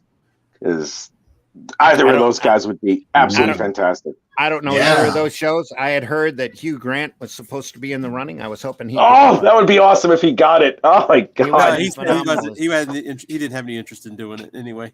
He Oh man! I would go Richard Ayoade. Yeah, definitely. Because I love Richard Ayoade. Because Matt Berry's syntax, the way he talks, that's actually the way he talks. So it'd be really hard to disassociate him from like Douglas. Or even what was it, the Mighty Boosh? So there's a video. Oh my God, there's a video. I don't know if any of you've seen it, where it was he was like that actor. What's his name? Toast. That guy. The actor Toast when he was on that show. Oh my God, the Toast of London. There's this thing. I'm going to send it to Randy, and I want it. Randy, if you could play this for me, it's funny as hell. It really is. I'm going to send you the link to it in a minute because it's just funny as all shit. I swear to God. Is it a YouTube video? Yes. Let me send it to you via Facebook chat. Just give me a moment. Let me know funny how long as YouTube. hell. Let me know how long YouTube has had it posted before I run it. Okay. April 1st of this year. Yeah, this year. Yeah, that might cause copyright issues. Yeah, that might cause if it does, then don't. Trouble. All right, if that's the case, well, yeah, it was posted. Yeah, it was posted April 1st. Yeah, let me take a look at it here. Was it the sound booth one? Yes. When he's it's funny. He brings everything into it, and he's not. It's crazy because he's not always the same character, but he's. No, he's not. But yeah, I mean, if you're talking about the 2-minute one where he's actually Doctor Who, oh my God, it's a scream. It is so funny. Oh man, I love it. I've watched it a bunch of times. It's like a thing where it's like, oh my God, this is funny as hell. But if you can't play it, you can't play it. I mean, I apologize. I hope I don't get you in trouble or anything, Randy. You never know. Yeah, I'm looking at it now. And since I'm on here, it probably will get a copyright strike. It seems to be the case every time I'm on here. Huh. I think Hanna-Barbera pulled one on it. Hanna-Barbera? Yeah. Who's the guy playing the Doctor on this? Matt Berry. I've never seen him before. What's he done? What we do in the Shadows, the It Crowd. What was that other one with he's done the Dark Place. The Dark Place, yes. Dark Place. Oh golly. Yeah, I'm a little nervous Most about of right. It's London. only had 130,000 views. What is it? So- Snuffbox? Yeah, something like that. Yeah. Yeah. Randy, if you feel any doubt in any way, don't play it. It's okay. All right. Well, it's over on YouTube. It's introducing the new Doctor is the title of it. So, many of our it's viewers funny wanna as go hell. over and take a look here. I'll even put the link in the chat. Yeah, he's That way anybody can watch it that wants to see it. He's been around, but he's kind of part of the same crowd. Noel Felding, Julian Barrett, Richard Ayoade. Oh yeah. I just started watching the It Crowd, and I'm in the first season. It is. I just started watching it. I'm sorry. Oh yeah, and but Matt Berry comes in on the second season because in the first one his dad dies. You know, so he just comes in and he just takes over the damn show. I can't wait to see them all. That's gonna be so damn funny. Oh yeah, they're great. Master. So you've seen the one where they go to the gay play? No, not yet. Not yet. I haven't seen that one yet. I haven't seen that one yet. The gay play. Oh my god! I don't know. Bristolian says, "Am I the only one who liked Torchwood? It was good in parts. First couple seasons, I remember. Yeah. It could have been X-Files if it was more serious, but then I was like, well, every episode is like Spock's brain quality after a while. So I haven't watched Torchwood, but I just finished watching the Tennant Billy Tyler run for the first time. Oh yeah, that's a great run. Torchwood is present throughout. Yeah, it's good. Rose is good. It's good kid. The ending is kind of when they get rid of her and Tennant, it's kind of goofy, but but I think that was Tennant, just. I think they did that just for Rose, Shelfer. Well, that's what I'm saying. I'm kind of surprised they're bringing back Catherine Tate and not Billy Piper, because that's what I would figure that they would try to do. Well, Catherine Tate's a lot more popular as a comedian over in England. Don't get me wrong. I like Catherine Tate, and a lot of people hated Donna, but I didn't. Oh, I love Catherine Tate. She's funny as hell, and she brings a great gravitas to the show, also in her own right. She really does. What I liked about it was, especially after Martha, whatever her name was, Martha. Yeah, Martha Jones. Martha was such a simp for him. Yeah, he had this romantic interest that came in with the doctor, with Rose and the doctor, whatever. Okay, and then Martha comes in, and then she's all like, "I love you, but you love somebody else," and it's like, "Go away, Martha! I can't stand you." And then you came out with Donna, and it was like you had this doctor who kind of started having an ego, and Donna's like, "Yeah, whatever. You're mousy. I don't care about you. I just want to do other things." So it was a great hit against each other, and that's what I liked about her and him together. Now, if it lasted more than one season, it probably would have gotten really annoying. Yeah. She was already there for me. She was there when you first picked her up from her wedding. Yeah, she's just why is she here? Kind of thing. Mm-hmm. But again, she's in the 2-part librarian or the Library World episode where that was Tennant a great River episode. song, and it's just so well done. And she's not there for about half of it. So. Well, look, Alex what is that one where they had but her arc in that story is amazing though. The whole story is really Dr. Donna. Yeah. Dr. Donna, that was great. Yeah.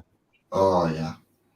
There was an episode where she turned right instead of left, and that changed the history of the Earth at that point. Yeah. Oh, that was so good. Oh man, they really knew exactly what they were doing. A lot of nice touches during that era. Yeah. Yeah, there was a lot of really good stuff in that era. Truth to power. Absolutely. But because everybody kept looking behind her, like something was on her back. Like what? What are y'all looking at? And there's actually like some kind of bug or something that's gotten on her in the marketplace. CGI demon. Yeah. Like the demon is like trying to impregnate her through her back or something. It's like everybody could see something was wrong, but nobody could really tell her what it was. Right. Yeah, that was a good episode. Golly. I think I remember those more than I remember any of the other runs. Honestly. The Martha Jones one, I can remember the Shakespeare episode and the hospital episode. Other than that, I remember when she was gone, and then I was upset when they brought her back. Although it was a pretty good season finale on Martha. Yeah. Where they basically captured the doctor for like a year. Master had the doctor for like a year. It was all shriveled up, kind of Gollum-ish looking in the cage. I'm sorry, I'm talking too much. No, I remember when they got back to her, she was hanging around with one of the other characters from Mickey. Mickey, yeah. I didn't like him much either. Yeah, he was a waste. He was a waste. Well, it's a lot of those. He was there to be Eccleston's punching bag, is what he was there for, pretty much. But Martha does pretty good on New Amsterdam. Unfortunately, that's been changed. Yeah, and her part in Star Wars is legendary. Well, what part? What are you talking about? What she did in Star Wars? Martha was in A New Hope, or not A New Hope. Martha was in the episode 7. Really? She had a really big part, and they narrowed it down to her looking up just as her planet was about to be destroyed. Wow! Oh, really? Yeah. Oh my God! She was a major politician that was fighting against the whatever the Third Reich or whatever the first order. The first order. First, third, what? Who knows? Reich. The fifth, third. The who Empire. knows? Let's face Yeah. it. But she had The this, Empire. she had a good 15, 20 minutes in the movie that they cut down to her looking up and looking my surprised as her God. planet was just about to be destroyed. If you go back and look, she made it into the film. She made it into the film long enough to be obliterated. She doesn't care though. She gets paid, doesn't she? Yes, So- she did. She got paid for Yeah, her she time, got paid man. all right. Yeah. Oh, she did. How the final cut of the film went, maybe we should put a little bit of Martha in there. Here we go. Could you imagine her saying Frima? Could you imagine signing that contract and telling all the family that she was in Star Wars, and I'm then in they all Star went to Wars. see it, and she was in Yeah, it, it's gonna be and, great. and half of them blinked. Did you And see then- me? That I was there. That Well, was at that my point- my IMDb credit is for a documentary called American Scary that I did 15 minutes on, talking about horror hosts, and I'm in the documentary for like 10 seconds. Oh Jesus. There and gone. Wow. Oh man. Hey, at least you got an IMDb. But I got in, yeah, and they gave me Got credit, in. So there we are. Ta-da! And then somebody found the old Gravity. I did an interview for the Gravity Room for Sci-Fi Channel way back when. That Oh my is God. really an embarrassing interview where I'm saying every other word. It's irritating. But I was talking about the War of the Worlds book. So that was Nice. a fun time. Yeah. Somebody added that to the credit. God, That's fun. that is just too damn funny. And then there's But yeah, another there's another one I haven't gotten credit for on IMDb, but I was in a documentary about Flint because of Flint Comics. It was a positive documentary about this, oh, you think Flint's really bad? Well, here's the positive stuff that's happening, that kind of thing. Oh, That's a nice counter to the embarrassing Netflix show that they had for one season that was just a mess. Which one was that? Bit of Flint Town, I think they called it. Still, it's probably still up on Netflix. It was a Netflix original, but I watched one episode of it, and I said, "That's not Flint." You went through all of the bad parts. You found the most deserted street that you possibly could, and filmed it. And then that's the bit of film that you go back to over and over again. It was a reality, quote unquote, program about the police situation in Flint, and it wasn't real at all. Was that the one where like Trump shows up and everybody's yelling at him in one of the episodes? Like he goes there for I a rally? didn't watch more than one, so Trump might have been in one, but I doubt it. I think I remember seeing some of it. We did have Kamala up here when they were running, and everybody was fawning over her. That was Who? Kamala? Harris. Who's Kamala? Yeah. Kamala Harris, the Kamala. Kamala Harris. Okay, right. Yeah, big deal. Depending upon how you want to pronounce her name. Yeah, Kamala. Kamala. Kamala. Kamalana. Kabubi. I don't care. Yeah. Ramalama ding dong. That's about it. That is about it. Welcome to the Political Hour, folks. You're watching the Sunday Funnies for the 3rd of July. Well, we just try to take crazy politicians' names and say them. That's Normally, we do talk about funny books on this program, but it's been politics and TV. So, hey, well, it's genre TV, so that's cool. There you go. Nobody's attempted a Journeyman comic yet, so there is that. So, what do you think I'd about be in for it. You see, there's going to be a Time Bandits remake. Yeah, I agree with Glenn. Yeah, that's exactly. Some things are just best left alone. Just leave them there. Don't reboot Journeyman at this point. Just make it available for streaming and let people find it. Please don't. And I'm a little leery of Babylon 5 being rebooted, but I'm interested to see it. They're rebooting Babylon 5? Yeah. Yeah, Straczynski's still Here we attached go. to it, but again, how are you going to find a cast like that? Half of the cast has already passed from Babylon 5, and the great, you're never going to find somebody to be Garibaldi. No. Never. They're probably not going to. They're probably not going to do the same characters. They're probably not. No, because they can't. Yeah, because a lot of these characters are embedded in. Well, but then again, hey, look at what Battlestar Galactica did with Starbucks. So. Yeah. What can you say? and the reboot of Battlestar Galactica was really good until the end. So the last 4 or 5 episodes, they just need to sweep under the rug and go, yeah, we didn't mean it. So. But was the first run of Battlestar Galactica? I remember seeing the Cylon helmets and everything, but did it have a cult following? Because Babylon 5 has had a cult following. Yeah. The first run of Battlestar, yeah, it did, but it wasn't as big. Yeah. Because Babylon 5 it's been pretty big. Babylon 5 is one of those cult shows that when you really give it a chance, and HBO Max at least has the whole 5 seasons up there. They don't have the movies that followed it because the movies complement the show really well and fill out a couple of storylines. Crusades is a mess. That was a spinoff from Babylon 5. It's a major mess, and they tried to do a Adventures of the Rangers show that was just a pure embarrassment. It was really bad. But the original run and the movies that were around it are just amazing. The amazing thing on that was what's the show that Mr. T's in it? The A-Team. A-Team. Yeah. Well, Yes. You know the good-looking guy who was in Battlestar Galactica. Yeah. In the Dirk Benedict. Yeah. Dirk Benedict. That's right. There was an episode of the A-Team when a Xylem walks past him and he sort of half looks at the camera, doesn't he? And like you know, seen this before type of thing. And they put that in the opening credits from that point on too. All right. That's right. Yeah. That was awesome. Yeah, they did. Oh, I didn't know. Who did he play on Battlestar Galactica? He was Starbuck. Yeah. Oh, okay. I don't know. I've never seen either one of them. So No, it's okay. It's okay. That's exactly who that was, though. But that makes sense because I think I've seen him on a meme. He said something about going to Earth and starting a whole bunch of coffee shops. Exactly. Right. Yeah. That just went around again this week where he's sitting. It's a great shot of him too in his outfit. He goes, "When I get to Earth, I'm going to start a chain of coffee shops." Yeah. The best thing about the original Battlestar Galactica was the design of the space helmets. They were like Egyptian things, weren't they? That was intentional. Yeah.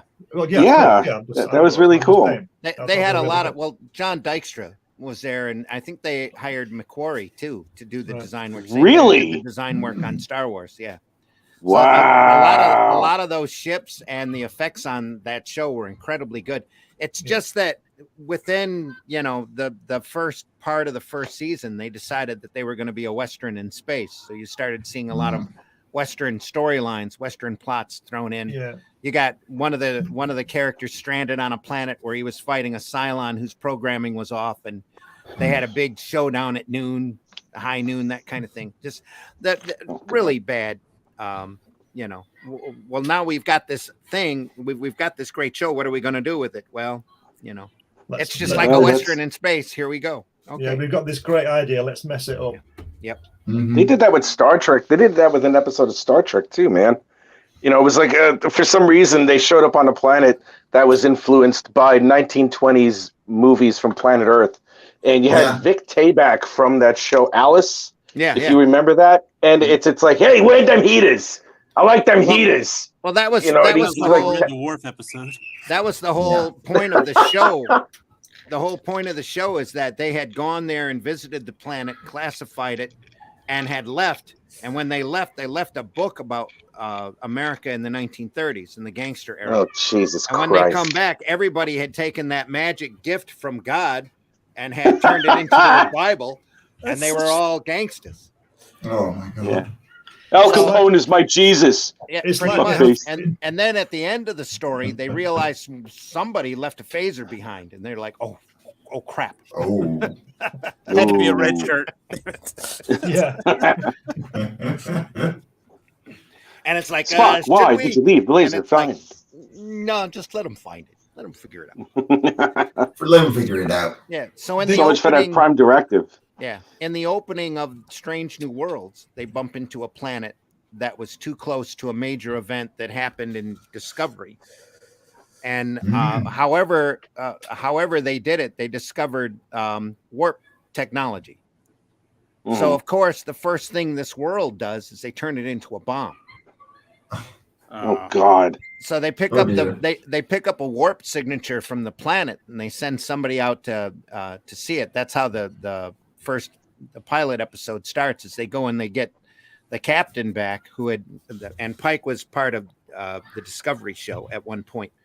They go and they Yeah. grab Pike again, and they restart the Enterprise in order for him to go out to this planet because some of the crew that Pike knew were trapped on the planet, and they had just disappeared. They needed to go find out what happened to them, and so they had to cautiously go up to the planet and deal with the fact that they had warp tech, but they didn't know how to warp. They knew how to. They turned it into a bomb. So at the end of the episode, he pulls up a video of Earth. Of Earth's history, and they go, yeah, we figured out how to blow each other up early on in our existence, and look, and then we turned into a peaceful society, and all of this happens. So you got a choice. You can go ahead and blow each other to death. That's fine. But now that you've got, now that you're aware that we're here and there's warp technology, I can talk to the big boys, and you can be part of the Federation if you want, and then all of this will happen. Says, but you gotta not blow each other up. Yeah. But if Jesus, man.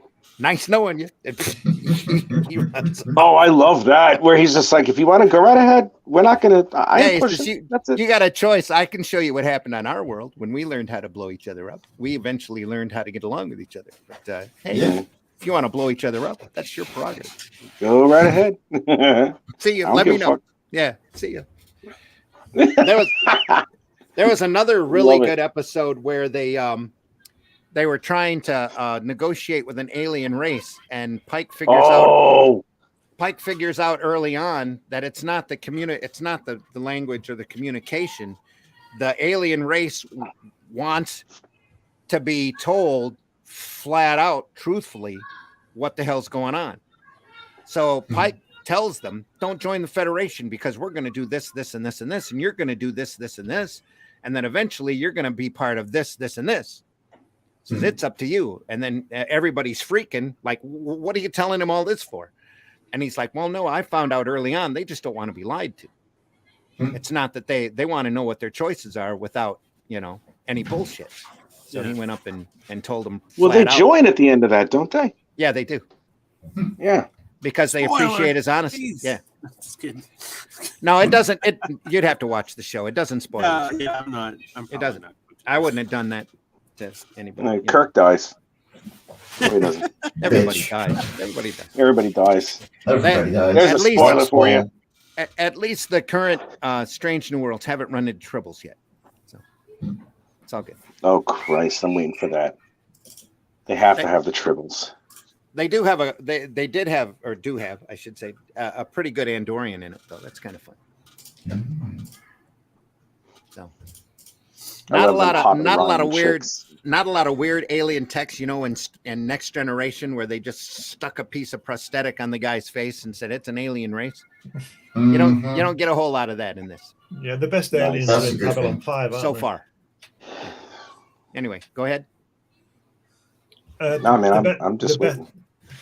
Go ahead, Glenn. The best aliens are in Babylon 5. Yeah, because we don't talk to them and stuff like that, or they don't talk to them, and they're really clever. Like the shadows and all that, really clever, really cleverly done. Yeah, you don't see them to start with. Yeah, and nobody's seen what a Vorlon looks like until it's like too late. So yeah, is that the one? I never knew. I never knew what a Tholian looked like until Enterprise showed up. I don't think they even showed a Tholian, did they? They did. In what was it? In a Mirror Darkly, towards the end of the 4th season when they got canceled. They went to the Mirror Universe, and okay. What's it? Dr. Phlox is like Joseph Mengele and shit. He's like doing all sorts of experiments, and he's like, well, if I decide to drop it to 300 degrees centigrade, this is what happens to a Tholian skin, and it's like this crystalline creature thing. And he's like, oh fuck, all right, I'll tell you, all right, I'll tell you what's going on. Don't kill me, because the Tholian is like saying something to like the captain's mother. About the captain's mother. It's like, all right, do this. And he's like, well, if I just drop it down to 350 degrees centigrade, watch what happens to his skin. I don't remember that episode at all. Oh, it was great. Oh my God, it was so good. It was so good. A few good ones. Yeah, it was. That's right. It was one of the very few good ones. Critical Blast. It picked up steam in the 4th. Go ahead. This is one of the best alien crew members. We're on Phil Nation's animated series. Oh, okay. Well, they didn't have any budget constraints. They could just draw whatever the hell they wanted to do. Yeah. Yeah, and if I'm correct, I think they even had a couple of alien helmsmen there, in lieu of either Sulu or Chekhov, and it was like, you know, like one of those, like a Star Wars type alien or something like that, with like a 5-foot neck or something like that. You know, they were able to do that, and a lot of the Filmation stuff was really good. And of course, they got all the actors from the original series. That's what he meant, Filmation series. Yeah. The Filmation animated series. All of the actors were eager for work, so it's like, hey, how'd you like to do some voice work? So they came in and did that. And the writing on the animated show is just as good as the most of the same writers that were on the original Treks. It's true, yeah. Oh my God, I missed that shit. Again, more classic stuff. Oh yeah, I love that old stuff, man. It's like it's so pure, and it's so innocent. And now it's like everything is slick and CGI'd, and it's like, you have no soul. You know, it's like, you have. Go ahead. There's a desperate need for a variety of animation out there, so that we're just not seeing any at the moment. Too many of the same, too much of the same style, too much of the same crap writing. Oh God. Now everything looks like it's a Rick and Morty based thing or something. Even the new Star Wars Lower Decks, it looks like a Rick and Morty episode. Well, that's probably intentional, but Rick and Morty is the exception to the rule. So yeah, Rick and Morty is. Hey, Morty, look! I'm going to go into warp speed, Morty. Look at this! I'm going to blow up the core, Morty. Yeah, Rick and Morty's pretty close to genius. So. Oh yeah, that is true. I know you haven't watched any of them, have you, Glenn? No, Glenn hasn't seen any Rick and Mortys. I was told when I was teaching cartooning, I had an elementary small kid tell me, "Haven't you watched Rick and Morty?" I said, "No." He says, the kid goes, "You got to watch Rick and Morty." And I watched Rick and Morty, and I went, "What parent in their right mind's letting their kid watch this show?" I'm not sure it was on our TV. Crap. I've never heard of it. Oh, it's it's the story of a mad genius who's a drunkard. Yeah. And his nephew. No, grandchild. Grandchild as they go off on crazy adventures. And a family that has to put up with this crazy guy. Right. And it's got it's really, the way that they have it set up, it's really a teaching tool for high school and college kids to learn physics. Yeah. And basic physics theory, string theory, that kind of thing, because it goes in and explains all of these physics principles incredibly well, and then very humorously. They poke fun at everything. And the guy's belching. He's drinking from a flask the whole time he's traveling with little Morty. And all sorts of crazy things happen. Multiple universes, just anything that you can imagine, time travel, all sorts of stuff. Just crazy stuff. He turns himself into a pickle once to get out of having to go to. That's exactly what I was just thinking. Hey, Morty, I'm Pickle Rick. Morty, look! I turned myself into a pickle, Morty. Boom! Big reveal. I'm a pickle. And it sounds stupid because it is. It is, but it sounds like it knows. It knows it doesn't have to take it so seriously. Yeah, that is true. That is true. I love that show. It's got some really basic science instruction though in it. Mm-hmm. That's pretty fascinating to see. I'm sitting there going, if this wasn't so offensive, it could be a great teaching tool for kids. But no. Yeah, no. I wouldn't want my kid to see it until he could handle, until he was mature enough to handle cuss words and a lot of other things.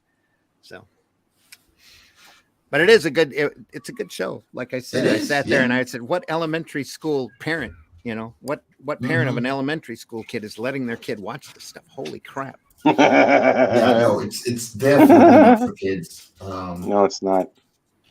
It's like letting your kid on RedTube almost. Pretty much, yeah.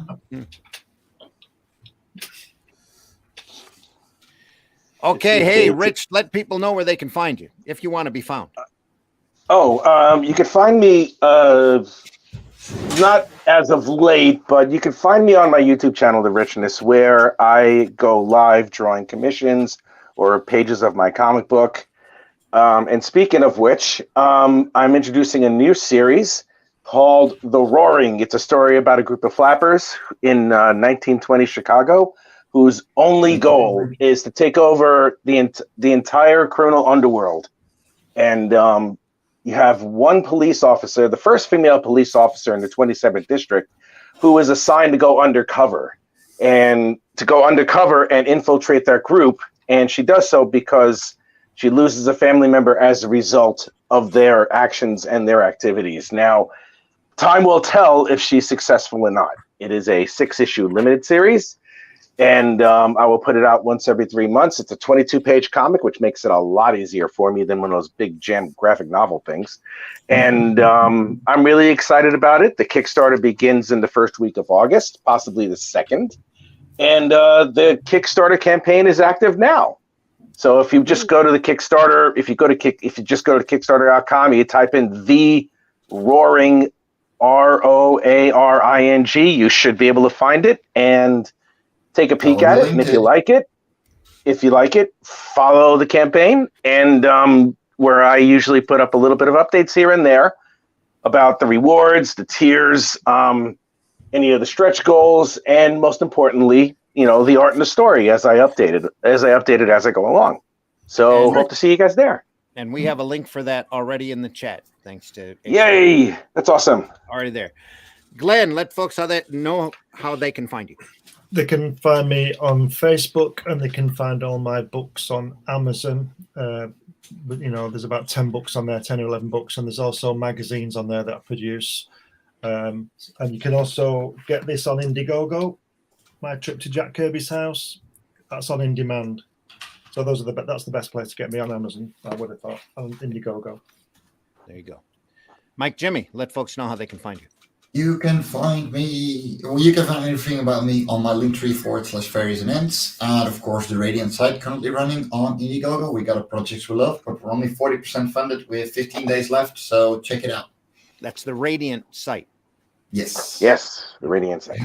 That's on Indiegogo. Go over and check that out. And I believe we should have that link in the chat here as well, if it hasn't already been put in there. Let me fix that. See, Michael, let folks know how they can find you. As always, you can look at my Linktree at Linktree / Michael Lanning, or check us out on Dispatches from Outside the Box at 9 p.m. Eastern on Tuesdays. Sweet. Nicely done. And hey, folks, I've been your host, Randy Zimmerman. You can find me next on probably Dispatches from Outside the Box. What's this week's theme again? Crossovers. That's right. You'll probably find me over there on Tuesday or Wednesday nights at 9 p.m. I have the Zimcast, where we talk a little bit more seriously about the business. That is comics and sequential art. We will be discussing the book Gender Queer probably again this week. So as there has been more news that has happened right the day after we talk about it on the last Zimcast, more news broke. So we'll talk about that then. So go watch the Zimcast 9 p.m. on Wednesdays that's 9 p.m. Eastern time, 9 to 11. Then I'll be back again next Sunday for another episode of Sunday Funnies. Not sure who's going to be joining me then, but I've had a lot of promises. And we'll see. I sent out a lot of links this morning, and nobody messaged.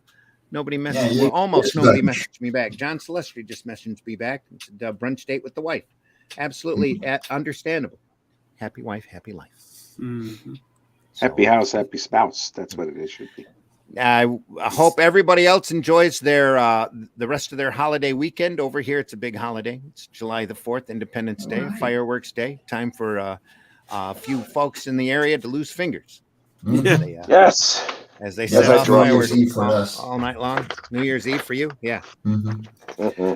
Well, those slow boats from China have been really slow this year. So the fireworks displays, I understand, have been disappointing to date.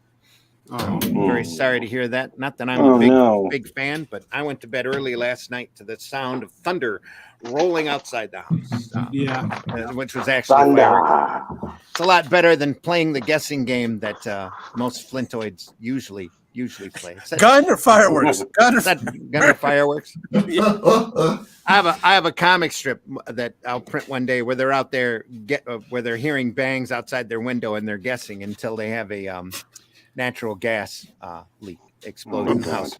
Boom, and they're all knocked on the floor. And they're like, fireworks? No, natural gas exploded. That happens. That used to happen a lot in the neighborhood. Well, there was a time when everybody was scavenging for copper and for metal materials that they were turning into the scrap yards. We have a couple of big scrap yards around here. We're auto hub for auto manufacturing. And some people were just going into abandoned houses and taking pipes. And oh my God! Every once in a while, they were taking the wrong pipes. Sometimes they learned a lesson. Sometimes you learned a lesson a day or so afterwards, as their house literally explodes and takes out the houses next to them. Oh my God! Fun time. That is terrifying. Anyway, fun times. Fun times. But hey, everybody, I've been your host. You can find me on Facebook if you absolutely have to find me. Actually, though, I'd prefer you email me at thezimcast@gmail.com. We're always looking for input for problems that we can solve for any questions you have about the industry. I've done just about everything. And if I haven't done it, I know somebody who can probably answer whatever question you can send me. So if I can't do it, so send it to thezimcast@gmail.com. Have a good one, man. Thank you for having me. Deeply thank everybody for being here. Thanks everybody for listening. Make sure you hit that like button. If you haven't gone over to the Raging 2 YouTube site, do it now. Go over there and subscribe. Hit that bell for notifications. We've got some great stuff. Rich is gone. And he actually lasted. Oh, he lasted 2 hours today. He managed to last exactly 2 hours. That's amazing. Yes. Wow. That's the record. If anybody out there is voting that line, you can count it as 2 hours. Anyway, you can punch that down. Wow. Want to thank everybody for showing up again. Scott Rosema, Stone, everybody out there who got links, you missed. I think they probably got their show doing something else. Pretty sure Brian K. Morris promised he'd be here this Sunday. I don't know. I'll have to get a hold of him and see what's going on. Yeah. So this Wednesday, I'm hoping to have a long-time retailer on that we can talk, and old friend of mine that we can talk the business about. And it's not an aspect of this business you don't hear on the podcast often enough, I think. And there needs to be, or at least I haven't been able to find them on YouTube. I see Comic Tom all the time talking about the great increases in value of all these great books. He's got his own app that you can join, and he's got his own little bell ringer and money that falls from the sky whenever a slabbed book goes up 100% or so in value. But not a whole lot of retailers out there talking about the trenches and the day-to-day of having to deal with Diamond and the comic industry from their standpoint. So I'm really looking forward to trying to have him on and to get his perspective on things. Plus, we might actually have Ted Davies, who is a co-podcaster along with Glenn on a few shows, right? Yeah. Yep. That he might actually show up on Wednesday as well. So cool. We'll see. So stay tuned. That's the Zimcast on Wednesday nights at 9 p.m. Then we'll be back asleep, here. Mike. You'll be asleep. Yeah, we will definitely be asleep. Hopefully. No, by the time they end, I just wake up. Yeah. Yeah. I tagged on to the end of the last show, but that's why I like having a show on early on Sundays. So you can get a show. We appreciate it. We do. Yeah. It's part of the reason. That and Nerd Bacon, I think. You were on Nerd Bacon this last week, right, Glenn? Yeah, no, I am most of the time. Like Luke literally just goes, you don't have to get your way in. Just join. I go on Nerd Bacon and then cut over to Comics Unlimited with Ted. So it's there you afternoon. So yeah, cool. A bit interesting talks about stuff. You don't have me on your shows. What's up with that? Still time. You never know. I'm just You saying. never know. Well, Brian's been promising to have me on an episode of Comic Spectrum, and I'm like, I'll go out and buy whatever books you want me to. You want me to hit a retailer before I do the show? I'll do it. Let's do that. I wouldn't mind, doing that. And I'm thinking about doing that on the Zimcast anyway, going through and reviewing books and pulling them up in front, or taking screenshots and talking about let problems, me tell you, or doing actual critiques of a book. Not mean, not little. Not happy, like, ooh, Marvel, great stuff, but an actual critique of a comic and the technique that they use. I think that might be beneficial for folks. Oh, for sure. Go ahead, Glenn. What were you saying? I was going to say that Ted and I have mentioned your name, Randy. So that's why my ears were tingling. Watch this space. The spider sense was tingling. Dun, Yeah. dun, dun. Oh, you're like, let's bump into Sunday Funnies. That'll be great. So, hey, everybody, thanks again for listening. Hope we entertained you for the last 2 hours. Didn't talk a lot about comics. You were able to see Michael draw comics, so Yeah. maybe and Rich. And Rich, yeah. While Rich was doing the roaring. Yeah. So it's all on the way. What's up with your book? Are you going to be crowdfunding that? Me? See? Yeah. Yeah, probably. Oh, Probably. I don't have a date or anything for that right now. So yeah, there's still a lot of work. It comes as it comes. It's like the books. I've been working on that COVID book for too long, so I've got to get that done and out. I've still got a couple of interviews I want to do and a couple of people that I want to try to track down to see if they actually exist and that kind of stuff. But there's a lot to do in the meantime, and I'm finally in between commercial work so that I can concentrate on actually doing it. So I've got a lot of the dream sequences laid out in spiral notebooks, but I just have to do originals, final versions of it for it. So yeah, I've got my second Hatch book that's been ready since Christmas. So just things happening and stuff. I've had to put it back. So hopefully I'll be getting on with that and getting it on Indiegogo or something. And imminently, I should mention August 6th and 7th, I will be at the really cool Comic-Con here in Flint at the whatever the IMA Sports Arena is currently being called, the Federal whatever, or the who knows what arena. I don't know. It used to be the Piranha Arena, and it all depends on who wants to pay to have their name on the building. But whatever that is, over off of I-69 and Center Road, I'll be there. August 6th and 7th. It'll be the first convention I've done in a couple of years. Nice. Looking forward to that. And then, hey, I might actually be throwing a convention myself here soon. So, yeah. I mean, within the next year or so, I've got a few people that I want to talk to about their venue and see what's happening. See how the situation is post-COVID. So, might not get the same deal that I had before. I don't know. I'll have to see. How desperate are you? Yeah. Well, the wife doesn't want me to do any, but Yeah. you get that ache, It's like printing your own comic. Once you feel that first issue in your hand, when you actually got it, you physically hold it, and you know you've done all the work in it. You want to keep doing it. You want to keep doing it for as long as you can. So, yeah. I don't know if I can, but you might see some announcements soon. I would give my eye teeth to be at the. They have a casino here in the middle of the state that I think would be a perfect venue for a comic show.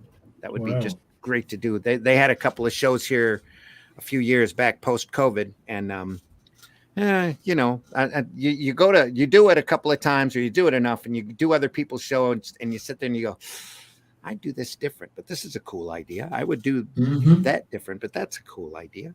That kind of thing. So you never know. You never know, folks. You never know. Anyway. Everybody, thanks again. This has been Sunday Funnies for the 3rd of July. We'll see you soon around the bend on the Ragin 2 network somewhere. I should throw that banner up here just so you get to, not that one, this one. There we go. That up to show you.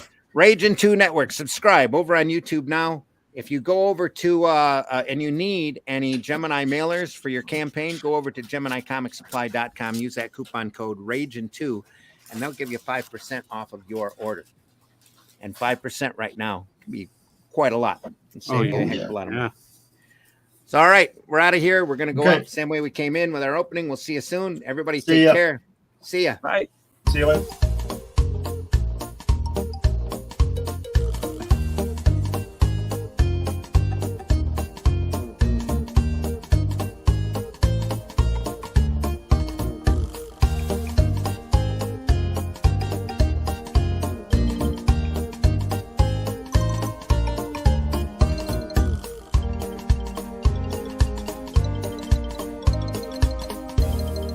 What the fuck is the matter with people in this business? Can't nobody tell me nothing.